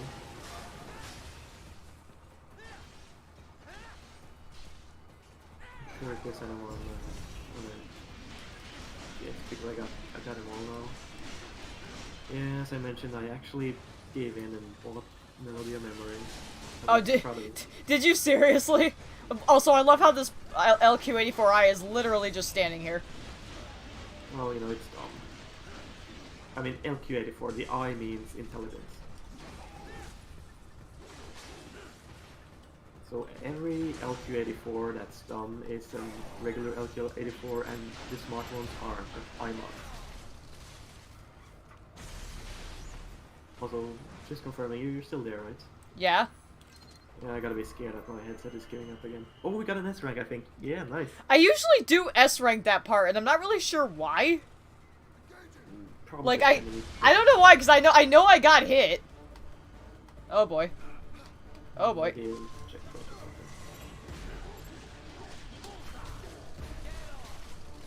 For some dumb reason, people are, so I should explain. Epic Game Store, they don't want games to be review bombed, so they make it so that instead of people reviewing the games, they will just randomly choose people and ask them questions about the game.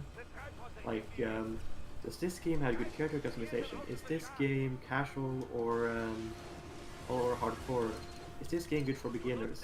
Or they'll give you a list and say, what did you like about this game? And apparently lots of people said that Kingdom Hearts 3 has character customization. Which, you know, it technically doesn't. Yeah, that's... I was about to say, wait, what? I don't know, maybe it's a meme. But they did put great boss battles in it, and that is very accurate. See what else. People give it a 4.8 out of 5 stars on average. So that's great. At least PC gamers are happy with it, but that's probably because the port is phenomenal. It was such an unexpected and unsung surprise.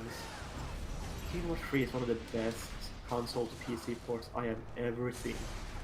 Wow, really?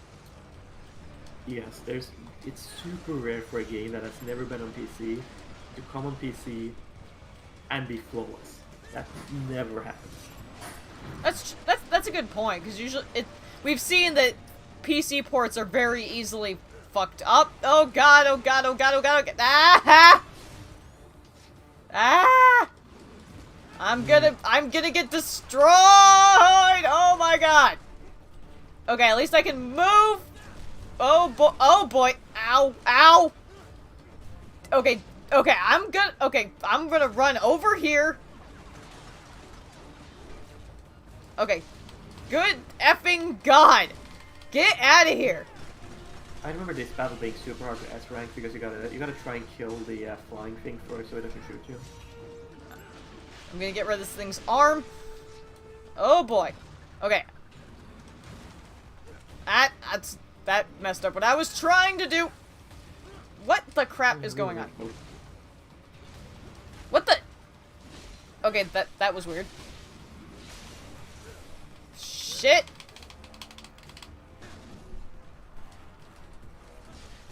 These ape things really are like the worst enemy in the game for me. Ow! I keep getting like hit out of nowhere for no reason. I don't find it to be too bad. They're kind of simple-minded. But it might be that they have so many yellow attacks that you can't block, so you don't really know how to deal with them. Ah! Oh my god. Okay, you know what? No, not you. I'm trying to lock on to this asshole. What the? Okay, what are... Okay, there we go. There we go. Okay. I was trying to kill the flying dude, because that was being a royal pain in the tuchus. I was gonna say you could enter Reaper mode to instantly just destroy the gorilla thing. I don't know if it has a name, probably Berserker or something. You want to know kind of a fun fact? Hmm? I have never used Ripper mode in this game. Yeah, I am actually not that surprised. I literally have never used Ripper mode, because I never had any reason to. Well, they're like summons in Kingdom Hearts, I guess. You don't know how good they are because you don't use them, and when you don't use them, you don't know how good they are, so you never use them. That made any sense? Yeah, it makes sense. let's see. So I was gonna. Oh yeah, PC ports. They If they're VR well, it's a bit trained, those complex brains, because I was consoles guessing it won't and look like the PCs used to be typical so IT different to program. program for Right, right. that it was Most of super it will rare to likely be have occupied ports, by and life when you support had ports, units, they were often feeding oxygen very and different nutrition to the games. brains they have stolen. Uh-huh. They would So for also the need a most part, server to PC keep them games VR and data, console but games existed expensive separately. construction. Like console It's games were way more usually brain storage and maintenance than a fun server. platformer, cutesy But no games, doubt and make the PC games convenient were euphemism usually for what they are the really doing there. mature, the Yeah, shooters, the like how simulators, CIA agents refer to where the they point work and as click, the the cook room. Indeed, story heavy something games. like that would never arouse the suspicions of And rank as and file console staff when they and hear it. And PC I'm just sure those became complicit in this similar operation enough that it feel became easier better to not program for calling it a both, VR training they room. Even people something started to so try simple and as a name can work help on one ignore the all of them at the trust same of what time, they and are then doing. piracy came, Truly and fascinating how PC the human games just brain didn't sell works. that well, so So this, whatever developers you started do, focusing that's more on where console Sundown comes first and from, right? foremost, and If then he porting to was a bust, PC, I wish he'd just leading get to on with PC it. getting a lot of bad He didn't ports. seem the type to run and hide. Yeah. It's definitely Well, gotten he's better in charge of nowadays, security. Well, I yeah. suspect this is not or at about least it's business. gotten a bit more If equal. I had to guess, Console and I would PC say he is ports, it's kind toying with of you, testing you, perhaps. console ports That needs can to often be bad change nowadays as what's well. going to happen once I finally catch But up. it's still a little bit worse for the PC, even though it helps that Steam has made PC games more profitable. Plus, I think developers like to hide behind just being able to say, "Oh, your PC is just not good enough for the game." Especially some indie game developers, like they will like not optimize their games and just say, "Oh, your RTX 3080 PC is just too weak for this game. That looks like a 90s What? console Mr. game." Shaw? No. A But spare it's so body, rare that you see a port that's pretty much flawless. Oh, and you also gotta remember that PC players expect things that console players don't. Like PC gamers expect unlocked frame rate so they can play it at the frame rate. They expect rebinding so they can change what buttons do what. They expect keyboard controls. They expect what's another thing they expect? They expect modding ability. They expect lots of things that console players just don't ask for. So it's a bit harder to satisfy them.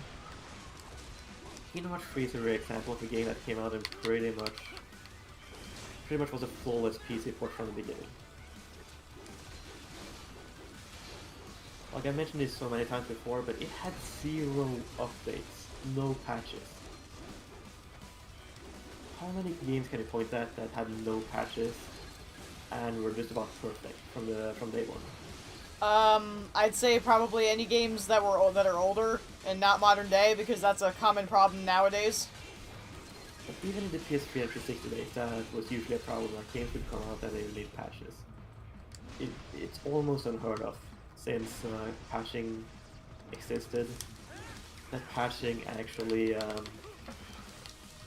the patching actually does not get used. That's what I'm trying to say. It's insanely rare to see a game come out, be perfectly fine, and not need a patch. Exactly. And a lot of people, including myself, are none too pleased about that. Yeah, well, I guess you're at least kind of used to it because it's been like that since almost your life. Not really. Oh. Alright, the Nintendo Wii couldn't patch, right. So I guess the Nintendo Wii, although not perfect, was kind of the last hurrah of games that didn't need patching. Pretty much.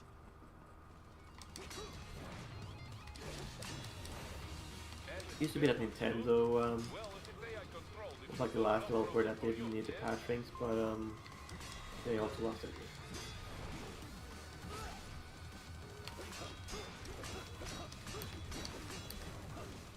Just so sad, which is why I really like it when you actually get those few good ports that are actually perfectly fine, perfectly optimized, perfectly stable at launch.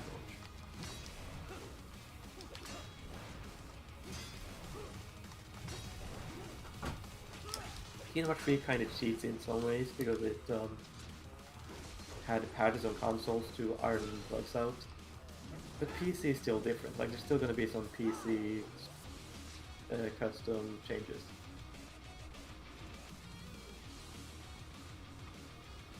To Right. mention some of the things it did. There you go. Some of the things it did right. It had those optional button icons so you could switch to PlayStation or non-specific buttons, if you know what I mean. Yeah. So even if you had a PlayStation controller or a Switch controller, you could still play the game just fine with correct button prompts. That is super rare. You see that in some games and it is possible, but it's super rare. Yeah, it's sad but true. It was stable, like it almost never crashed. I think I've seen it crash maybe once, and that's all. And I played it for over 100 hours. Also pretty quite a rarity. See what else is good? It performs well. Even if you don't have like a super powerful PC, it runs really well and it almost never really lags. Even my gaming laptop ran the game just perfectly fine. And I think on the GTX 750 Ti, which is actually as old as the PS4 and it cost only $150, that still ran the game fine. Where does It was head? perfectly fine. Where did his head go? Is it dead? Oh, No. never mind. Is it 1%? Are you kidding me? What the? Maybe we can finish it. Dude! There, now he's dead. Nice, I was trying to loop you. Yeah, like, I chopped his head off and then it disappeared. I was trying to find it so I could attack it and it just How did I S-rank that? I guess you did perfectly on everything else. I guess. I'm gonna have to look at the replay in, actually no, let me look at it on stream, let's see what happened there. You got perfect time, I mean at least really good time. You got lots of battle, and you got pretty good battle points. You got an amazing combo of 124, and you got 31 kills, probably because you killed the small things. Oh, gotcha, okay. You I got barely- hit so many times, so I was like, well, how the hell did I S-rank that? If you do really well on other things, you can still get the S rank. But it's this annoying balance where getting an S rank, often if you try and get all the other things, it takes a lot of time and it's kind of boring. So if you're on the S rank, it's usually more fun to try and focus on no damage. But it is possible to S rank it without it.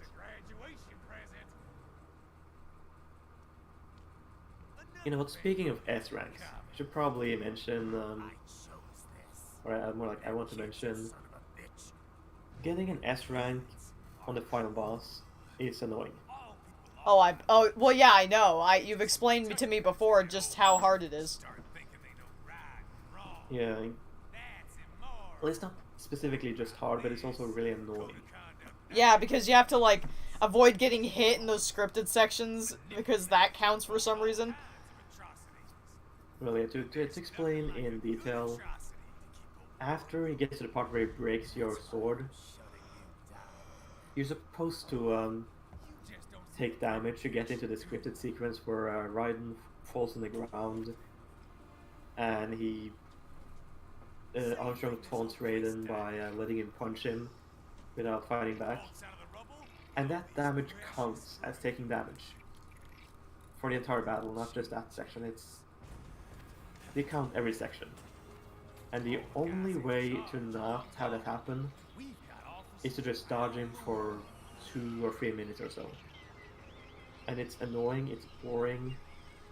You just have to wait and run away like a chicken and doesn't look cool on video.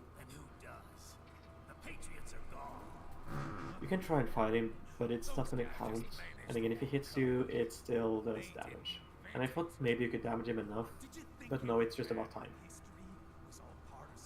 So if you're really badass, you can fight him and just be super good at dodging, even though his hitboxes are kind of unfairly made. And if you wait long enough, he's just gonna auto-trigger an attack that doesn't actually do damage. Which is just kind of dumb. Like, they should rebalance it so that it doesn't do damage, period. Like when you get to that scripted section. otherwise he's fine. He's not too bad. Final section where he rips his shirt off. I mean that happens earlier. When you get Sam's almost a keyblade actually. Keyblade. When you get Sam's sword, Sam holding a keyblade. That's amazing. probably mods for it. Oh, probably. Well, actually, no, there sadly isn't. I have looked up Metal Gear Rising mods, and there really aren't that many, sadly. Oh, I meant Kingdom Hearts characters wielding rising weapons. Oh, I wish that was a thing. Well, somebody can make it pretty easily, I'm sure. So yeah, he's not too bad in his final section. Took me quite a few tries, but it's still more. Like it's fine. Almost everything he does is manageable. I'm kind of feeling proud that I was feeling ballsy enough to try and actually unlock Easter egg. What are they doing over there? It's like the cat, just an Easter egg. Oh my god. Reminds me of that Easter egg in Portal 2. I felt kind of proud that I was feeling ballsy enough for to try and do the cutting section at the end, where you actually cut things. Yeah. Because you know, on hardest difficulty, you have no time for it. After this level, I think I'll probably end the stream. It's a good time because then you got Jetstream Sam and one more level and one more boss, so that's a pretty good time. That's pretty good timing. All right. And you hate this boss, don't you? Well, not as much anymore now that I know what I'm supposed to do. I'm probably still gonna fuck it up, but at least I don't hate this boss nearly as much anymore. And it runs on DirectX 11. Kingdom Hearts 3 I was talking about. Because DirectX 12 is ass. It was supposed to make games run better, and it does the opposite. And of course, if you want ray tracing, Microsoft forces you to use it. PC gaming isn't in that good a place, but at least slightly older games run superbly. Like Kingdom Hearts 3, the PC port runs superbly. I'm probably going to be playing this for at least 200 hours in total. Well, I talked enough about how the port was great, but it's also so cool that the Kingdom Hearts series, every game came to PC, and they were all pretty superb. Oh, careful with the red one. I know, I'm trying to get the right angle. There we go. You got one, that's not too bad. Like, it's Yeah. better to take one and not get. Well, that's what I was going for here. And I think all the other times it's Ah, are gonna crap. be... Oh, I tried to block that, but I was a second too late. Oh god. oh. Crap! This boss is actually kind of fun to S-rank. He's overall just fun to fight.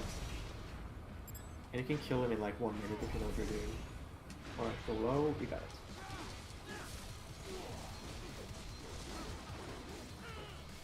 I think to make this battle easier for me, I actually remapped the controls so that the paddles on the underside of my controller, they triggered a slash so that I could simply line up the slash and not have to release. Kind of a complex game when it comes to the buttons games. It is pretty good to have programmable back paddles. Alright, second phase. You can technically kill him while he's in his first phase, but it just takes forever. And what I like about this phase is that pretty much everything he does is slow, so you can telegraph it, like there.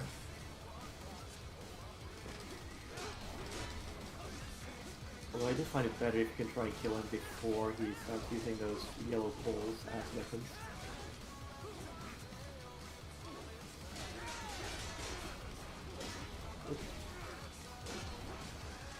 Oh, careful. Nice, you actually used the defensive offense there. I'm trying to actually do this decently. So yeah, I'm like trying to actually pay attention to the telegraphs. Yeah, I gotta give you praise on that one. I think I've never seen you use the defensive offense before. At least not use it. Oh god. Although you can also jump over it. Before you trigger the I've got him backed into a corner here. yeah, it's pretty easy to loot if you're lucky. And here comes the part that I usually get hit by 1,000 times because in the flying section I always get hit by like 10 things. Usually in the flying section, I just mash the missile. That usually helps me. And quick time events coming. Oh, okay, it's only the end. Yeah, that's why I wasn't preparing for it. But yes, I mentioned it's such an amazing thing that the entire Kingdom Hearts series came to PC just all in one. Because I probably wouldn't get to play most of these games otherwise. Speaking of, have I told you the story about how I kept trying but I could never complete Kingdom Hearts 1? Okay, hold up. I didn't realize this thing had missiles. You didn't? No, I figured I just had to dodge things. Oh, okay. But yeah, Maybe now... a few extra hits. Well, now I know there's missiles and I'm spamming it. You can still get hit, but the missiles help. Yeah, I'm glad I know that now. And you can get some extra hits, which counts towards your ranking, so it's actually a pretty good idea when you're at this section to just hit a lot to bump up your rank.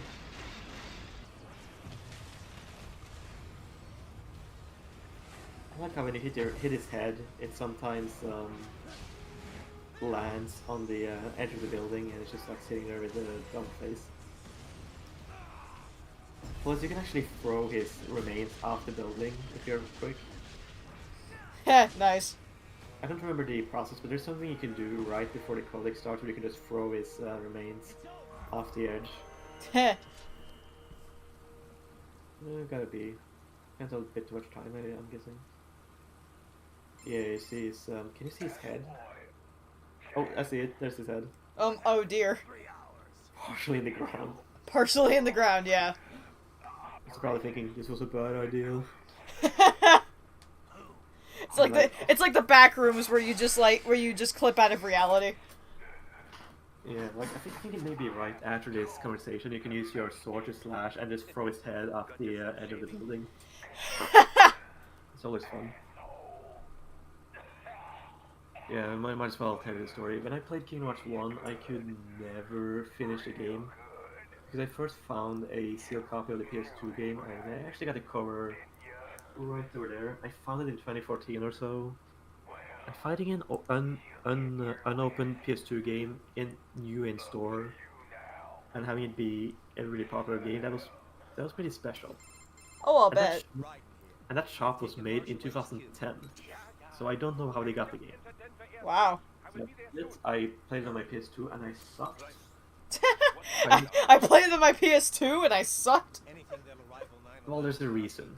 I played it on a TV that had a super long delay, like lag when you're using. Oh no. So everything I did was delayed. It took like half a second for things to happen, if not more. So I sucked, and I just assumed that I sucked, or that my PS2 was broken or something, and it didn't look too well. Got like halfway through the game. Then I found the game at GameStop on sale for let me see. I think I got a cover right here. $25. Wow. Yeah, only the first game plus Chain of Memories. I didn't want to play that one. And the cutscenes for 358 days. I only wanted the first game. So I played it on my borrowed PS3. It went better, and I actually played kind of okay, but I got to the Hollow Bastion level, and I just didn't find the motivation to keep going. And then I actually dumped this copy to Francis so that she could emulate it, and I could watch her play it because she had finished the game before. And then when the game came out on PC, I finally decided, you know, this is the time I'm going to finish this game. Finally. Huh. And That's neat. And then I finished the game on level 1. Yeah, you basically become a Kingdom Hearts expert by this point. Kinda. Let's see. You missed an optional battle, but who cares? Yeah, well, I missed 2 of them. I don't see a lot of these optional battles unless they say that there is one, so I don't know how you're supposed to know where those are. Or kind of like secrets, and I get so pissed every time I get only S ranks and I missed one optional battle, so I get an A rank instead. I know, it's, oh god, that sounds like pain. Yeah, they count missing a battle as getting an F or something. which is bull. Yeah, that's such a pain. Honestly, among the Kingdom Hearts games, I think playing at level 1, it's a tie between Kingdom Hearts 1 and 3, because 3 is hard, but it's mostly consistently hard and it's fair type of hard. And Kingdom Hearts 1 is, when it's hard, it's impossible almost, but when it's, but otherwise it's easy. So it's like, do I want a game that's sometimes insanely hard and sometimes easy, or a game that's always hard but always fair? I just think I prefer Kingdom Hearts 3 though, just because I just like it more. Yeah. Alright, guessing we're gonna sign off and finish the game at a later date. Yeah, I think so. Alright, goodbye. Thanks for watching. Well, now it's too late. Oh, well. I Oh, lo- never mind. Didn't. I love how you're the one thanks doing for the watching. outro. You're the one doing the outro when it's my stream. Well, it's kind of, again, as I said, I expect you to focus on dealing with the like focusing on the game, so I'm kind of doing that. Oh, okay, fair. All right, so yeah, I'm signing off. I'm gonna go do something else. Also, I should mention one thing before we stop. Okay, what is it? Just quickly, when you click stop, the stream actually quits prematurely. So by the time you click stop, the people who watch the stream, they see you stop 10 seconds ahead of time. So if you announce that you're gonna stop, if you don't do it 10 seconds before the stream stops, people don't see the announcement. Oh, okay.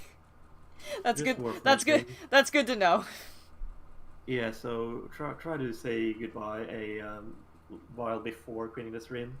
Oh, okay, that's good to know. Yeah, I'll try to keep that in mind.